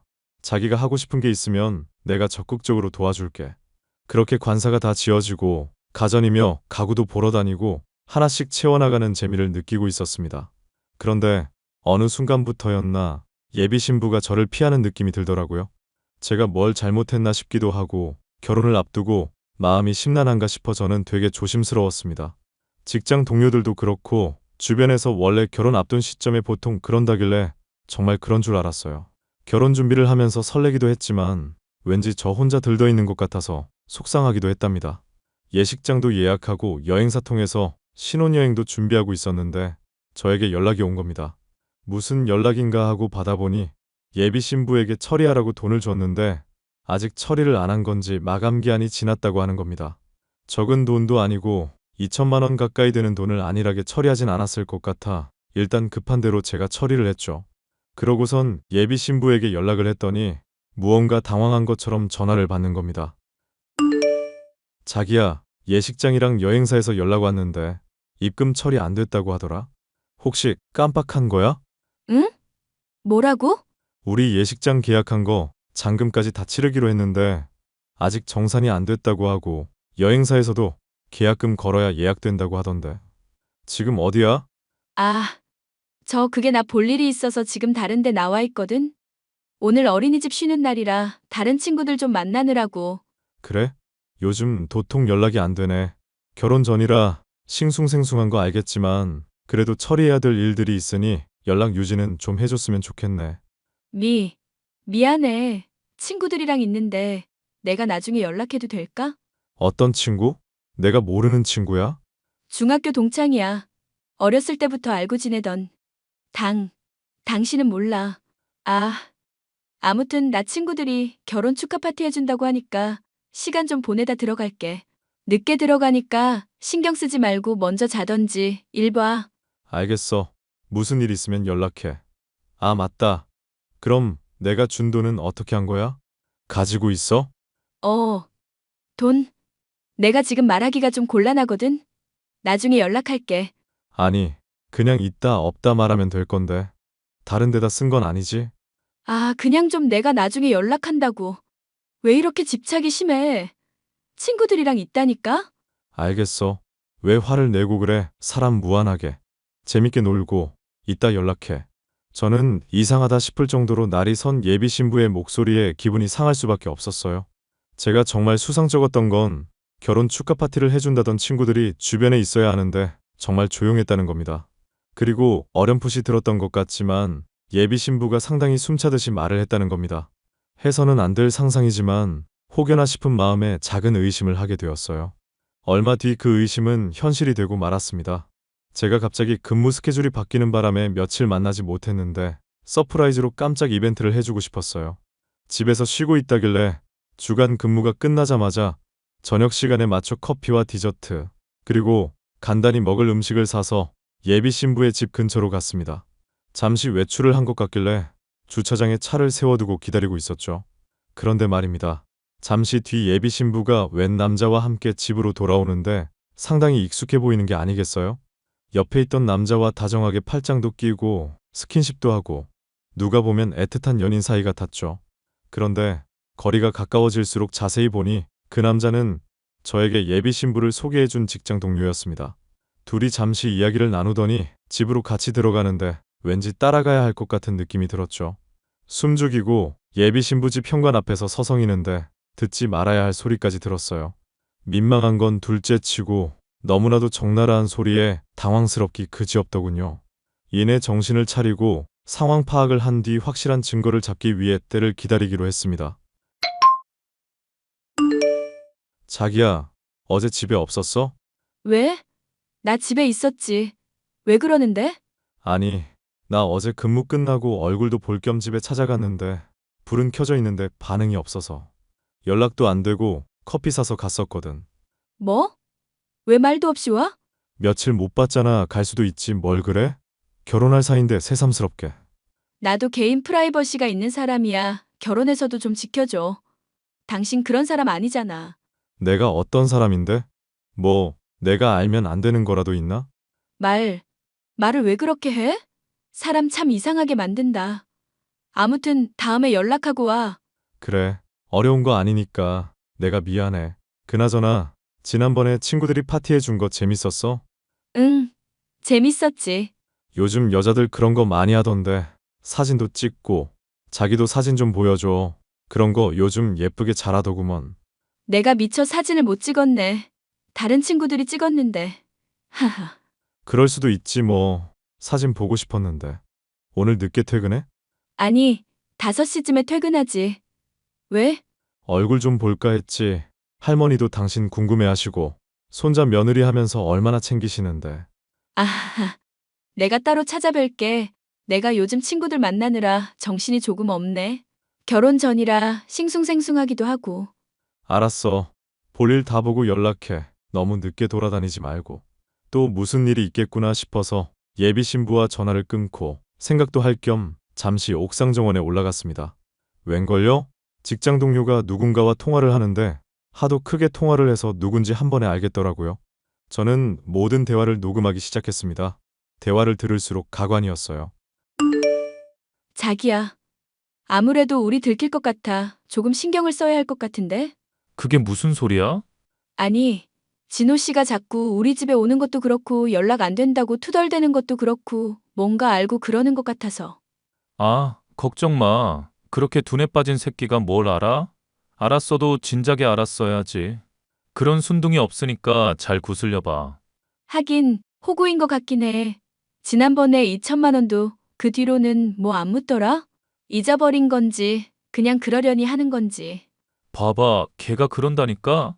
자기 사람이라 생각하고 널 완벽하게 믿은 거지.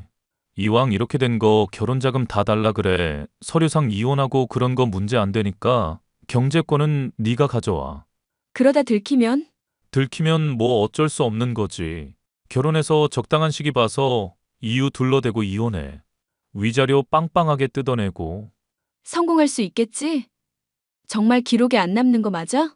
초본 이런 거 떼보지 않는 이상 몰라. 그리고 그런 거 뗄 이유가 뭐가 있어? 그냥 살림은 다 네가 한다 그래. 할머니도 대충 시기 맞춰서 들여다보면서 맞장구 쳐주고. 내가 지난번에 들었는데 결혼자금으로 할머니가 2억 준다고 했다더라. 없어 보여도 다 알짜배기라고. 정말? 나한테는 별말 없었는데. 나 카페 차려달라고 하긴 했거든. 그 돈 받아서 먹고 튀어야겠다. 벌써 그러면 안 되지. 아주 쪽쪽 빨아먹고 그래야 해. 근데 생각해보니까 진짜 이 남자 완전 호구야. 나 결혼 선물로 차 받았다니까? 명품 백도 사주고. 내 말 한마디면 빌빌 기어. 그러니까 내 말이 그거라고. 이런 기회 흔치 않아. 잘해보자. 그래. 우리도 부자 돼보는 거야. 게다가 어미 아비도 없어서 정말 개꿀이야. 얼른 결혼해서 개꿀 인생 살고 싶다. 부모가 어려서 일찍 죽었다나 봐. 그건 들어서 알고 있어. 근데 너무 티내지 마. 가벼워 보이니까. 저는 제 돌아가신 부모님까지 욕보이며 대화를 나누는 그 사람들을 도저히 두고 볼 수 없었습니다. 성큼성큼 다가가 휴대전화를 뺏어들고는 예비 신부에게 소리쳤습니다. 당황해하는 직장 동료와 전화기 너머로 고래고래 소리치는 예비 신부가 아주 가관이더군요. 이 정신 나간 년아, 네 인생 지옥으로 보내줄게. 뭐야? 야, 너 지금 뭐 하는 짓이야? 선배님, 지금 저랑 장난하세요? 혹시나 했는데 역시나였네요. 어떻게 저한테 이러실 수 있으세요? 뭐가? 진호 씨, 지금 이게. 저 처음부터 끝까지 다 들었거든요. 그리고 얼마 전에 예비 신부 집 앞에서 둘이 들어가는 것도 보고. 야, 배소희, 너 사람 잘못 봤다? 여보. 오해야. 여보는 무슨... 너 내 2천만 원 당장 들고 튀어와. 1시간 준다. 갑자기 왜 그래? 지금 이거 오해하는 거야. 그래, 오해야 진호 씨. 내가 다 설명해 줄게. 원래 우리 둘이 고향 선후배 사이잖아. 친하니까 통화도 할 수 있는 거고. 그래. 자기야 무슨 오해가 있는 것 같은데. 당신이 생각하는 그런 거 절대 아니야. 2천만 원은 내가 지금 바로 보내줄게.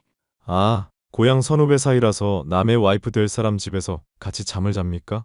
내가 그날 얼마나 처참했는지 알아? 둘이 뒤엉켜서 나뒹군 거 누가 모를 줄 아냐고. 소리가 버젓이 온 건물에 퍼지는데 지나가는 사람들도 다 비웃더라. 내가 동네 창피해서 진짜. 다른 거 다 필요 없고 우리 파혼이야. 그리고 돈 당장 보내라. 자기야. 오해라고. 내 말 좀 믿어줘. 진호 씨, 내가 미안해. 오해하게 해서 정말 미안해. 내가 다 설명할 테니까 대화 좀 하자. 다 필요 없고 지금 당장 돈 보내라. 그리고 파혼하는 건 당연한 거고 계약 걸었던 거 다 취소해버릴 테니까 그렇게 알아. 30분 내로 돈 안 보내면 소송 건다. 1시간이라며. 왜 갑자기 30분이야? 아씨 진짜. 왜? 돈 없나 봐? 그럼 어쩔 수 없네? 증거 가지고 소송 건다. 수고해라. 저는 그렇게 예비 신부에게 파혼을 선언하고는 곧바로 변호사를 선임해 손해배상 청구 소송을 걸었어요. 혼인신고를 한 것도 아니고 뭔가 대단한 사이는 아니지만 사기죄로도 고소가 가능하다더군요. 하지만 제가 가진 증거가 사기죄가 성립된다기보다는 혼인을 준비하는 과정에서 상대방이 실수를 저질렀기에 손해배상을 청구하는 정도로 마무리 지으면 좋을 것 같다는 조언을 얻었습니다. 저는 그렇게 예비 신부를 상대로 결혼 준비하면서 사용한 돈의 절반 정도를 보상금으로 받고 마무리 지었습니다. 하지만 그냥 조용히 지나가기엔 제가 너무 불쌍하더라고요. 하나밖에 없는 손주 며느리라며 좋아하셨던 할머니 모습을 생각하니 더더욱 우라가 치밀어 올랐습니다. 저는 사내 게시판과 어린이집 홈페이지에 두 사람이 부적절한 관계를 저지른 증거와 함께 고발글을 올렸어요. 아니나 다를까 순식간에 이야기가 퍼졌고 직장 동료는 돌연 사표를 내버리더군요. 예비 신부도 근무하던 어린이집에서 권고사직 당했고 아이 엄마들을 통해 온 동네에 소문이 퍼져버렸습니다. 들리는 말에 의하면 급하게 집을 정리하고 어딘가로 이사를 갔다고 하더라고요. 그리고 예비 신부가 저에게 보상금과 2천만 원을 돌려주면서 급하게 사채를 썼는데 빚에 허덕이게 되었다는 소리를 들었습니다. 사채를 함부로 쓰는 게 아닌데 날이 갈수록 불어나는 이자를 어떻게 감당하려고 그랬는지. 뭐 다 자업자득인 거겠죠? 아무튼 저는 모든 일을 정리하고 아무 일 없었다는 듯이 회사를 열심히 다니고 있습니다. 할머니가 잠시 알아누우셨지만 천벌받을 년이라며 나중에 더 좋은 인연 만나라고 덕담까지 해주셨어요. 저는 당분간 연애나 결혼은 하지 않을 생각입니다. 이번에 받은 상처도 있고 이번 일로 사람에 대한 두려움이 생겼거든요. 언젠가 제 마음에 여유가 생긴다면 좋은 사람이 나타난다면 생각이 바뀔 수 있겠죠. 제 사연은 여기까지고 지금까지 제 기막힌 파혼 사연 들어주셔서 감사합니다. 저와 비슷한 상황이신 분들 이혼보다는 파혼이 100번 나으니까 신중한 선택하시길 바랄게요. 그럼 이만 줄이겠습니다. 감사합니다.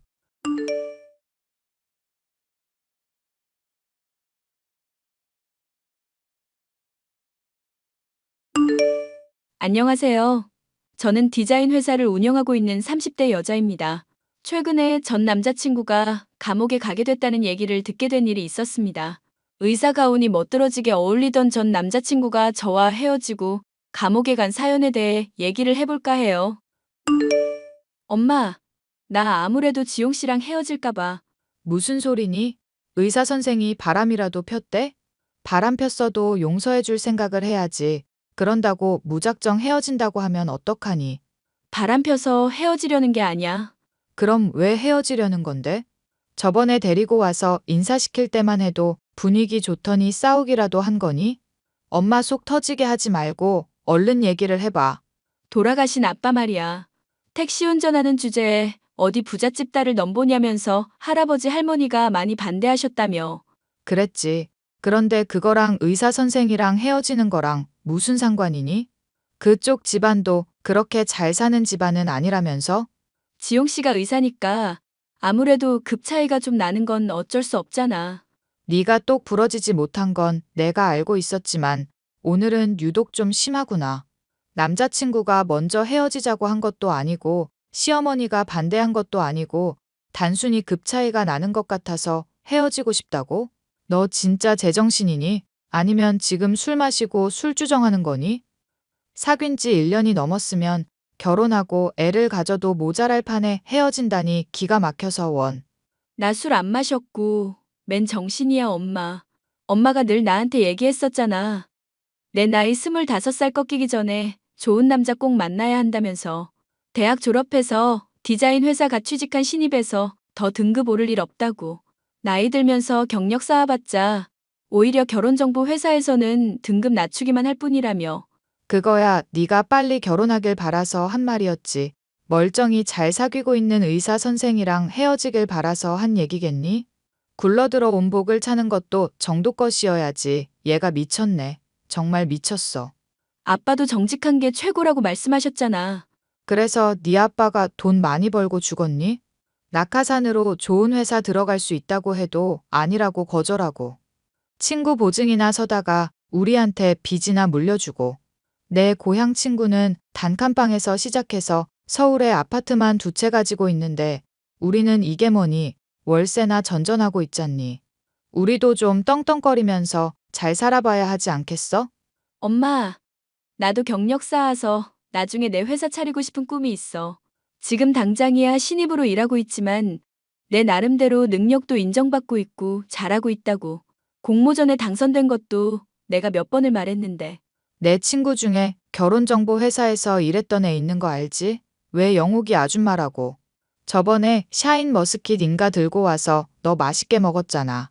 잘 아는 분이니까 무슨 얘기인지 얼른 말하기나 해. 딴 데로 빠지지 말고 좀. 통계적으로 봐도 전문직이고 잘 나가는 여자 된다고 해봐야 나이 찰수록 결혼은 더 어려워지는 게 현실이라고 그러더라. 그 통계 진짜 맞아? 나도 보고 싶다. 아무렴 회사 직원이 하는 말인데 거짓말을 하겠니? 하여튼 너는 회사 차리니 뭐니 딴 생각하지 말고 적당한 때 시집이나 의사 선생한테 갈 생각이나 해. 넝쿨째 복덩이가 굴러왔는데 그거 아까워서 어떻게 남 준다는 얘기를 할 수가 있니? 그건 정직한 게 아니라 멍청한 거야 이거사. SNS도 안 해. 너만 바라봐. 직업 좋아. 그만한 남자 또 못 만난다? 저는 6살 연상의 의사 남자친구와 사귀면서 사이도 나쁘지 않았고 엄마까지도 좋게 보고 있어 결혼까지도 아무렇지 않게 거론되고 있는 상황이었습니다. 이런 상황이다 보니 헤어지고 싶다는 얘기에 엄마가 뒤집어지는 것도 당연한 일이었죠. 그런 엄마에게 솔직하게 모든 것을 털어놓고 싶었지만 남자친구를 안 좋게 볼까봐 얘기하지 못한 말이 있었습니다. 바로 남자친구의 어머니가 조건을 깐깐하게 따지기 때문에 다가올 시부모님과의 만남에서 저의 조건이며 학벌 등을 위장해야 한다는 것이었죠. 아무리 생각해도 이건 아닌 것 같아. 거짓말로 어머님 속여봤자 언젠가는 들통나지 않을까? 그렇게 됐을 때 당신이야 괜찮겠지만 나는 책임질 수도 없고 감당할 수도 없을 것 같아. 내가 무슨 대단한 거짓말을 하라는 게 아니잖아. 디자인 회사 사장으로 일하고 있다는 게 어려운 거짓말이야? 실제로 디자인 회사에서 일하고 있으니까 실무도 적당히 알 거고 회사 돌아가는 말 대충 몇 마디 해주면 그러려니 하고 넘어갈 텐데. 거짓말이 어렵다는 게 그런 말이야? 아무리 자기가 요구한 거라지만 거짓말한다는 것 자체가 양심에 찔린다는 거지. 세상을 살다 보면 선의의 거짓말이라는 걸 할 때도 있는 법이야. 내가 의사하면서 환자들이 아플 때마다 진실만 말하면 어떻게 될 것 같아? 금주 안에도 암은 다 나았고 위장이며 간이며 당분간은 괜찮을 테니까 편하게 술 마시라고 해야 할까? 아니면 술 때문에 가정이며 건강이며 다 박살날 거 예방하려고 암 재발할 수도 있으니까 철저히 금주하라고 해야 할까? 때로는 목적 달성을 위해서 필요한 거짓말이라는 게 있다는 거야. 저번에만 해도 알겠다고 괜찮다고 그러더니 엄마 아빠 볼날 다가오니까 왜 그래? 나중에 발각나면 어머님이 절대로 나 용서하지 않으실 텐데? 수연아, 나 정말 너 좋아해. 사랑한다고. 엄마 반대 때문에 힘들어서 떨어져 나간 여자들이 한둘 아니라고 말했잖아. 그런 경험 있는 내가 거짓말까지 시켜가면서 이러는 거 정말 너 좋아해서라는 거 모르겠어? 조금만 융통성 발휘하면 모두가 행복해지는데 왜 이렇게 답답하게 굴어? 언제는 솔직하고 착한 게 내 매력이라며? 알지. 그 매력 이번에만 잘 좀 감춰두기로 하고 내 부탁 한 번만 들어주라. 아빠야 무던한 사람이라 괜찮은데 엄마는 정말 위험하거든? 장담은 할 수 없지만 자기 말대로 한번 해볼게. 옳지. 그래야 내가 사랑하는 수연이지. 이럴 때만 사랑한다. 뭐다 말하지 말고 평소에 잘해. 맨날 바쁘다면서 제대로 만나지도 못하고 결혼까지 얘기 나오는 마당에 이게 뭔가 싶다니까. 병원 가서 도시락 건네주려고 하는데 아예 나 오지도 못하게 하고. 미안. 내가 사적인 거랑 공적인 거랑은 철저히 구분하고 싶은 사람인 거 알잖아. 원장님이 또 아는 사람 직장에 데려오는 거 아니라고 초반에 주해 주신 적도 있고. 공사 구분 철저한 건 좋은데 자기 자취한다는 집 구경도 딱 한 번밖에 안 시켜준 건 선 넘은 거지. 내가 집에 손님 들이는 일 자체가 아예 없는 거 알잖아. 결벽증 있다는 거 저번에도 말했었지? 하여튼 간에 내가 정말 나중에 잘할 거고 다 갚을 거니까 잘 좀 부탁할게. 남자친구의 요구 때문에 어쩔 수 없이 저는 디자인 회사의 대표인 것처럼 거짓말을 해야 할 일이 생겨 마음이 심란했죠. 양심의 가책이 생겨서 이렇게까지 해야 하나 고민을 하던 저였지만 엄마 말대로 의사와 결혼한다면 경제적인 문제도 해결이 될 것이라는 생각에 속물적인 선택을 하고 싶더군요. 결국 저는 예비 시어머니와 예비 시아버지와의 만남 자리에서 저의 경력이며 집안의 재력 등을 속여 말했습니다. 참 어리석고 못난 행동이었죠. 오늘 너랑 얘기를 해보니 생각도 바로 박히고 아주 좋은 애라는 걸 알겠구나. 솔직히 그간 지용이가 데려온 애들 이미 지나간 년이라 흉보기는 싫다만 다들 하자가 많은 애들이었거든. 너도 얘기 대충 들어는 봤지? 이런 건 뭐 숨기고 할 거리도 아니잖니. 네. 저도 지용 씨한테 얘기 듣기는 했어요. 어머님 마음에 별로 안 들었다고 하더라고요. 내가 까다롭고 깐깐한 사람이 아니에요. 그냥 우리 의사 아들에게 어울릴 수 있는 기본 소양만 갖춘 여자 좋겠다는 거야. 막말로 나나 지용압이나 그렇게 넉넉하지 않은 형편의 아들 의사 만든다고 좀 고생을 했겠니? 그랬으면 적어도 사람이 100만 단위니 1000만 단위니 쪼잔하게 얘기가 나오면 안 되지 않겠니? 우리 애 그릇 생각하면 억 단위는 기본으로 나와줘야 한다. 이거다. 네. 의사가 아무래도 사회적으로도 인정받는 직업이고 돈도 많이 버니까요. 꼭 그런 게 아니라고 하더라도 변변찮은 집안 애들은 말하는 거며 생각하는 것에서도 이미 묘한 도끼가 감돈다고 해야 할까? 인생을 상중하로 나눈다고 치면 중간이랑 하 사이에 걸친 애들은 여유도 없고 모든 면이 나랑은 영 안 맞더구나. 가난하다고 사람 차별하는 게 아닌 건 너도 이해하지? 세상에는 그래도 어쩔 수 없는 현실이라는 게 있잖니. 가끔 지용이처럼 개천에서 욕나는 경우도 있지만 어머님이 하시는 말 다 새겨 듣고 있어요. 결혼하더라도 제가 유념해서 지용 씨 내조하는 거 문제 없도록 할게요. 그래, 우리 지용이가 보기엔 저래도 막무가내인 면이 좀 있고 애가 많이 순수해. 다행히 이번에는 내 마음에 드는 며느리를 데려와서 얼마나 다행인 줄 모른다. 앞으로 잘 지내보자꾸나, 아가. 결국 저의 거짓말이 통한 덕분에 남자친구와 저는 약혼식을 올릴 수 있었습니다. 이제는 아무런 문제가 없을 거라 생각했었던 남자친구와의 관계에서 또 다른 장애물이 등장하고 말았죠. 우리 수연이 요즘 엄마한테 제대로 이쁨 받고 있네? 이제까지 데려온 여자친구들 중에 제일 마음에 든다고 그러더라. 약혼식 했다고 괜히 시간 끌지 말고 얼른 결혼식 올리래. 마음에 들면 뭐 어쩌게. 어차피 다 거짓말인데. 에이, 사람이 포부를 크게 가져야지. 거짓말을 했어도 그거 진짜로 만들면 되는 거잖아. 꿈이 깨지더라도 크게 가져야 조각은 크다. 그런 말 들어봤지? 결혼했는데 어머님한테 들키게 되면 다 끝장나는 거잖아. 어머님 성격 보통 아니신 것 같은데 그렇게 되면 나 정말 얼굴 들고 살 수가 없을 것 같아. 내 회사 어디냐고 물어보시는데 그건 나중에 검색해보면 어떡하나 걱정돼서 죽을 것 같고. 걱정 마. 내가 포토샵으로 회사 대표 이름 네 걸로 바꿔서 다 보여드렸어. 확실히 믿고 있을 거니까 앞으로 그냥 내가 하는 말에 장단이나 적당히 맞추면 돼. 오늘 엄마가 압박 면접하듯이 꼬치꼬치 안 물었던 것도 이미 다 사전조사 끝나서 그런 거야. 뭐? 내 상의도 없이 멋대로 그렇게 조작한 걸 보여드렸다는 얘기야? 대체 무슨 생각으로 그런 행동을 한 거야? 널 사랑하니까 함께 하고 싶다는 생각으로 지혜로운 행동을 한 거지.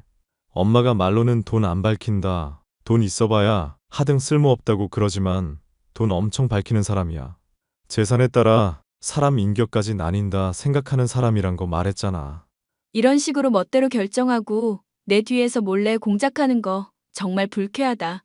너는 다 좋은데 한창 질주해야 할 때 양심 들먹이는 게 문제야. 그렇게 정직한 거 다 챙기면서 일하면 오히려 더 성과는 떨어지지 않아? 그러니까 회사에서 당신 별명이 답답이지. 위로받으려고 했던 얘기를 가지고 이렇게 공격하는데 쓸 줄은 몰랐네. 나도 갑갑해서 그래. 갑갑해서. 솔직히 거짓말하게 하는 내 심정은 편할 것 같아? 나도 마음 같아서는 네가 잘 나가는 디자인 회사 대표였으면 좋겠고 장모님이 내로라 하는 재벌이면 좋겠다고. 그런데 그거 아니잖아. 그럼 내 말을 듣기라도 해줘야지. 이제 다 지쳤어. 솔직히 자기랑 만나고 싶을 때도 맨날 바쁘다면서 만나는 시간 적은 건 이해해 주려고 했거든. 환자가 당장 죽으려고 한다는데 내가 빨리 나오라고 하겠어. 뭐 어떻게 할 수가 없잖아. 그런데 자기랑 결혼하고 싶다고 거짓말하고 안 하고는 전혀 다른 문제야. 만약 내가 솔직히 얘기할 때 찬성해 주시면 좋은 거지만 어머님이 반대하셔도 어쩔 수 없다고 생각해. 엄마가 반대하는 것 때문에 내가 스트레스 받아서 헤어지겠다고 한다면? 자기, 의사라는 거 제외하면 좋은 사람 아닌 거 알지? 성격도 이기적이고 맨날 약속 시간도 마음대로 잡았다가 어기고 자기한테 맞는 사람 만나고 싶으면 그렇게 해. 야, 언제는 내가 좋은 점 투성이라며. 무엇이냐? 너 병원 앞까지 왔다가 내가 카페에 갔을 때 기억나지? 나 가운 안 입고 너 보러 나갔더니 의사인 거 티 안 내서 겸손해서 보기 좋다며. 가운 왜 안 입고 나왔냐고 하니까 자기가 의사인 거 티내기 싫다고 했잖아. 그거 겸손해 보여서 보기 좋았던 것도 사실이야. 그런데 한편으로는 그런 생각이 들더라. 나같이 평범한 여자랑 사귄다는 거 주변에 들키기 싫어서 그러는 건가? 잘나신 의사 선생이면 평범한 디자인 회사 직원이랑은 사귀는 것도 비밀로 하고 싶은 건가? 자기는 내가 이런 생각하는 줄 전혀 몰랐지? 말을 안 하는데 내가 그걸 어떻게 알겠냐? 우리 솔직하게 다 터놓고 얘기해보자. 나는 네가 지금 나한테 헤어지는 것 자격지심으로밖에 안 보이거든? 말 다 했어? 자격지심이라고? 그래, 자격지심. 뭐 대단한 거짓말 하라고 한 것도 아닌데 그걸 못 참아서 나랑 헤어진 애 만에 이 난리를 피우냐. 엄마한테 솔직하게 말하고 싶어? 그러면 그렇게 해. 알겠으니까 의사 가운 안 입고 나온 건 왜 그런 건지나 말해봐. 자기도 솔직하게 말을 한번 해보라고. 의사라는 직업을 내가 얼마나 숭고하게 생각하는지 얘기했지. 병원 내라면 모를까. 괜히 밖에서까지 입고 다니면서 다른 사람한테 선망 어린 시선 받고 싶지 않아. 내가 그런 거 싫어서 SNS도 아예 안 하는 거 알잖아. 잘 알겠으니까 더 설명 안 해도 돼. 어찌됐건 나는 어머님한테 솔직하게 말할 거니까 그렇게 알고. 얼마든지 솔직하게 말하라니까. 대신 그 뒤는 나도 책임 못 지니까 그렇게 알고 있고. 남자친구는 진실을 털어놓으려는 제게 화를 냈지만 아무리 생각해도 거짓으로 시작된 관계는 언제고 파탄이 날 것 같더군요. 저는 어머님과 카페에서 만나 그간 감추고 있었던 진실에 대해서 다 이야기를 했습니다. 노발대발 화를 낼 거라 생각했었던 어머님은 의외로 제 이야기를 차분하게 들으시더니 이제라도 진실을 말해줘서 고맙다고 하시더군요. 네가 이런 말들을 고백하기까지 얼마나 많이 고민을 했겠나 싶으니 내 마음이 다 아프구나. 전에도 내가 말했다시피 가난하고 부유하고가 뭐가 문제겠니? 인성이 바로 잡혔냐 아니냐, 그게 중요한 거지. 어머님, 거짓말로 속인 것도 죄송한데 이렇게 이해를 해주시니 몸둘 바를 모르겠어요. 사실 이 문제로 지용 씨랑 좀 다투기도 했었는데 어머님한테 진즉에 솔직하게 말씀드릴 걸 그랬다 싶고 후회가 되네요. 지용이 나름대로도 내가 반대할까봐 걱정이 됐던 거겠지. 거짓말로 이 어미 속이려는 건 괘씸하지만 그렇게까지 해서라도 너처럼 착한 애를 잡고 싶었던 모양이구나. 혼내기는 하겠지만 그렇게 심하게 혼내진 않을 테니 안심하렴. 너무 고마워요, 어머님. 그리고 오늘은 들어가서 푹 쉬고 거짓말하게 만든 지용이랑도 천천히 화해하든지 해라. 아참, 너 깜짝 선물 같은 건 혹시 좋아하니? 깜짝 선물이요? 아니요. 제가 놀라는 걸 별로 안 좋아하는 편이라서요. 그래? 너한테 선물이나 하나 주려고 했었는데. 나한테 잘못한 것도 있으니까 놀랄 때 놀라더라도 받아주겠다고 약속하면 안 되겠니? 아니요, 아니요. 제가 잘못한 거랑 별개로 주신다니 감사히 받죠. 그냥 제가 죄송스럽고 민망스러워서 넙죽받기가 그래서요. 앞으로도 나랑 살면서 이런저런 일들이 많지 않겠니? 그래도 이렇게 정겹게 얘기하면서 잘 풀어가 보자꾸나. 너 힘든 일 있을 때 얼마든지 나 의지하면서 털어놓고. 난 정말이지 네가 이렇게 솔직하게 고백해줘서 얼마나 고마운 줄 모른다.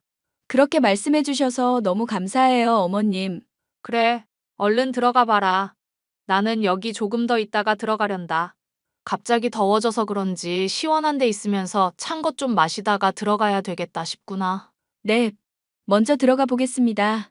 어머님, 양심이 찔린 나머지 털어놓았던 고백 덕분에 마음도 편해졌고 예비 시어머니의 인정을 받게 되었으니 당장이라도 하늘을 날아갈 것처럼 기분이 좋았습니다. 이 기쁜 소식을 전하기 위해 저는 남자친구에게 연락을 취했는데 화가 났는지 저의 전화를 전혀 안 받더군요. 단단히 화가 났구나 싶어 저는 남자친구의 집에 들르기로 했습니다. 일전 남자친구의 집에 방문했을 때 어질러져 있고 요리도 변변찮았던 것을 기억하고 있었기 때문에 서프라이즈를 해줄 요량으로 집 비밀번호를 눌러 들어갔는데요. 문이 열리자 남녀의 비명소리가 들렸고 저의 눈앞에는 충격적인 광경이 펼쳐졌습니다. 수연아, 네가 이 시간에 여길 왜 오는데? 요리해놓고 청소도 해주려고 들렸지. 그런데 의사 옷 입고 간호사랑 놀아나고 있는 줄은 몰랐네. 이건 잠깐 진찰을 하는데 필요해서 그랬던 거야. 김 간호사라고 우리 병원에서 근무하는 분인데 병실이 지금 모자라서 여기 옮겨온 거고. 웃기는 소리 하고 있네. 무슨 병원이 병실 없다고 집에서 진료를 보니? 그리고 진찰을 그렇게 의사 가운 안에 아무것도 안 걸치고 한다고? 딴 년이랑 바람 피우다 들켰으면 솔직하게 인정이라도 해. 내가 설명할게. 일단 나가서 얘기하자. 응? 지용 씨, 저 여자 누구야? 설마 나랑 저 여자 두고 양다리 걸쳤던 거야? 너까지 왜 끼어들고 그래? 이야기 복잡해지게. 나중에 설명할 테니까 일단 가만히 좀 있으라고. 자자. 수연아, 우리 나가자. 나가서 얘기해보자. 나 빼놓고 무슨 얘기를 하려고. 나 지용 씨 의사 아니라는 거 알고도 받아줬던 여자야. 설마 나보다 전현이 더 좋다 이거야? 의사가 아니라니? 그게 무슨 소리야? 아, 보니까 지용 씨한테 얘기 못 들었나 보구나. 병원 다니는 의사라는 거 다 뻥이고 간호사야. SNS에 셀카 올리면서 의사 행세하다가 사람들한테 들켜서 다 지웠었거든. 야, 너 조용 안 해? 이게 진짜 미쳤나? 그래, 미쳤다. 내가 입기 싫은 옷도 입어가며 장단 맞춰줬더니 양다리를 걸치고 있어? 에이, 쓰레기 같은 놈.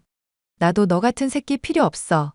남자친구와 뒹굴고 있던 여자는 충격적인 폭로를 잇따라 던지고는 자리를 벗어나더군요. 덕분에 저는 남자친구가 의사도 아니면서 의사 행세를 해왔던 것이며 그간 가운을 입지 않은 것이나 SNS를 하지 않은 것이 발각이 되지 않기 위한 것임도 알게 되었죠. 어이가 없어서 저 역시 집 밖을 나서는데 가짜 의사 가운을 걸친 남자친구가 헐레벌떡 저를 쫓아오더군요. 제발, 수연아, 이대로 갈 거야? 뭐라고 말이라도 좀 하라고. 날 질책을 하든지, 쓰레기라고 욕이라도 좀 해주든지, 응? 내가 말 안 해도 네가 쓰레기인 거 잘 알고 있네. 거기에 내가 굳이 더 보탤 필요 있어? 그동안 너한테 당해왔던 거 사기죄로 신고해서 위자료까지 다 받아낼 테니까 그렇게 알고나 있어. 잠깐만.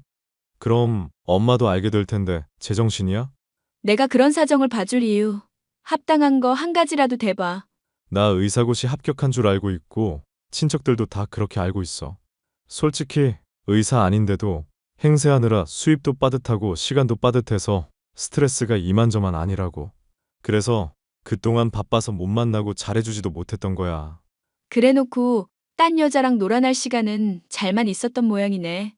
너 같은 놈 때문에 맘에 안 내키는 거짓말까지 하고 마음 고생한 거 생각하면 기가 막힌다. 얘기 더 듣기 싫으니까 꺼지기나 해. 수연아, 일단 내 얘기 좀 들어봐. 어딜 만져. 가운만 걸친 변태로 신고하기 전에 당장 놔. 수연아, 내가 미안하다고 하잖아. 이럼 나 정말 죽어. 죽는다고, 응? 무릎을 꿇고 애원하는 남자친구를 버려둔 채 저는 집으로 향했습니다. 저와 사귀며 1년이 넘는 긴 시간 동안 의사 행세를 해온 남자친구로 인한 실망이 이만저만이 아니었죠. 그런 와중에도 남자친구의 어머니가 좋은 분인 것 같아 충격을 주고 싶지 않기도 했고요. 어떻게 해야 하나 고민을 하고 있을 때 남자친구의 어머니에게서 뜬금없는 메시지가 도착하더군요. 10억짜리 아파트, 최고급 가전제품, 집안일 도우미, 현금 5억. 이게 다 뭐예요? 뭐긴 예단 목록이지.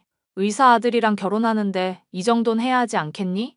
어머님, 너무 갑작스러워서 좀 혼란스럽네요. 혼란스러울 건 또 뭐 있냐? 어차피 너 이거 준비할 형편 안 되니 파혼하라는 소리 아니니. 갑자기 이게 무슨 말씀이신지 잘 모르겠어요. 분명 제가 거짓말한 거 용서하셨던 거 아니었나요? 용서는 무슨. 우리 소중한 의사 아들 꿰어서 결혼하려고 거짓말이나 해대고 내 뒤통수 쳐댄 년을 용서? 웃기는 소리 하고 있네. 기대하게 만들어놨다가 지금처럼 뒤통수 치려고 그 자리에서 당장 욕 안 하고 참았던 거다. 그래, 서프라이즈 선물 받겠다고 했는데 제법 만족스럽지 않니? 황당하네요, 정말. 이걸로 저 놀라게 하려고 화내고 싶었던 걸 참았다고요? 황당한 건 너지. 어디 거지 같은 년이 우리 귀한 의사 아들을 넘봐? 이 씹어먹어도 시원찮을 년. 아들이나 시모나 똑같이 답 없는 인간들이었네. 미리 알려줘서 땡큐. 파혼할게요. 뭐? 너 지금 무슨 소리니? 이렇게 순순히 아들이랑 파혼하겠다고? 그래, 파혼할 거니까 그렇게 알고 있어요. 그래, 잘 생각했다. 원래 사람이라는 건 다 급이 나뉘는 거다. 너같이 일개 월급쟁이들한테는 똑같이 월급쟁이 하는 남자가 딱 어울리지. 우리 의사 아들 수입이 얼마인데 어디 천한 것이 꼬리를 쳐대는지 기가 막혀서. 댁 아들이 진짜 의사라고 해도 댁 같은 시모는 싫거든요. 그건 또 무슨 헛소리냐. 지용이가 가짜 의사라도 되는 것처럼 말을 하는구나. 맞아. 가짜 의사. 잘난 의사 가운 입고 간호사 복장한 년이랑 집에서 뒹굴고 있더라. 못 믿겠으면 병원에 직접 전화해서 그런 의사 있나 한번 확인을 해봐. 괜히 아들이 보여주는 조작된 사진에 낚이지나 말고. 이 정신 나간 년이 누굴 모함하고 앉았어. 야, 너 내가 알아보고 거짓말이면 소송 걸 거야. 알겠니? 허위사실 유포죄가 얼마나 무서운 줄 모르지. 애지중지 키워온 아들이 사기꾼이라는 거 곧 알게 되는 걸로 충분하다 싶으니까 딱 한마디만 보태줄게. 댁 수준에 딱 맞는 아들이니까 계속 사랑해주고 사기죄로 감옥 가더라도 힘내고. 이 독사 같은 년아. 그 입 닥쳐. 입 다물라고. 얼른 내 앞에 와서 무릎 꿇고 지용이 모욕한 거 사과해. 입을 다물고 어떻게 사과를 할까? 인연이. 의사인 척 속이며 저 말고도 많은 여자들을 만나왔던 전 남자친구. 저는 소송을 통해 본때를 보여줬고 위자료를 청구해 끝끝내 돈을 받아냈습니다. 그로부터 몇 년이 지나서 저는 퇴사를 했고 저축한 돈에 위자료를 더해 저만의 디자인 회사를 차릴 수가 있었죠. 많은 것이 서툴고 부족하기는 하지만 전보다 더 시간적으로나 경제적으로 여유로운 삶을 살 수 있게 되었답니다. 그 사이에 전 남친이 여전히 정신을 못 차리고 의사 행세를 하다 간호사 일도 잘리게 되고 최근에는 감옥까지도 가게 됐다는 얘기를 들을 수가 있었습니다. 이 소식을 전해준 전 남친의 엄마는 제발 아들이 정신 차릴 수 있게 도와달라 호소해오고 있지만 이미 남이나 다름없는 사이이기에 알아서 하시라고 답변을 해줄 뿐이었네요. 사연 끝까지 들어주셔서 감사합니다.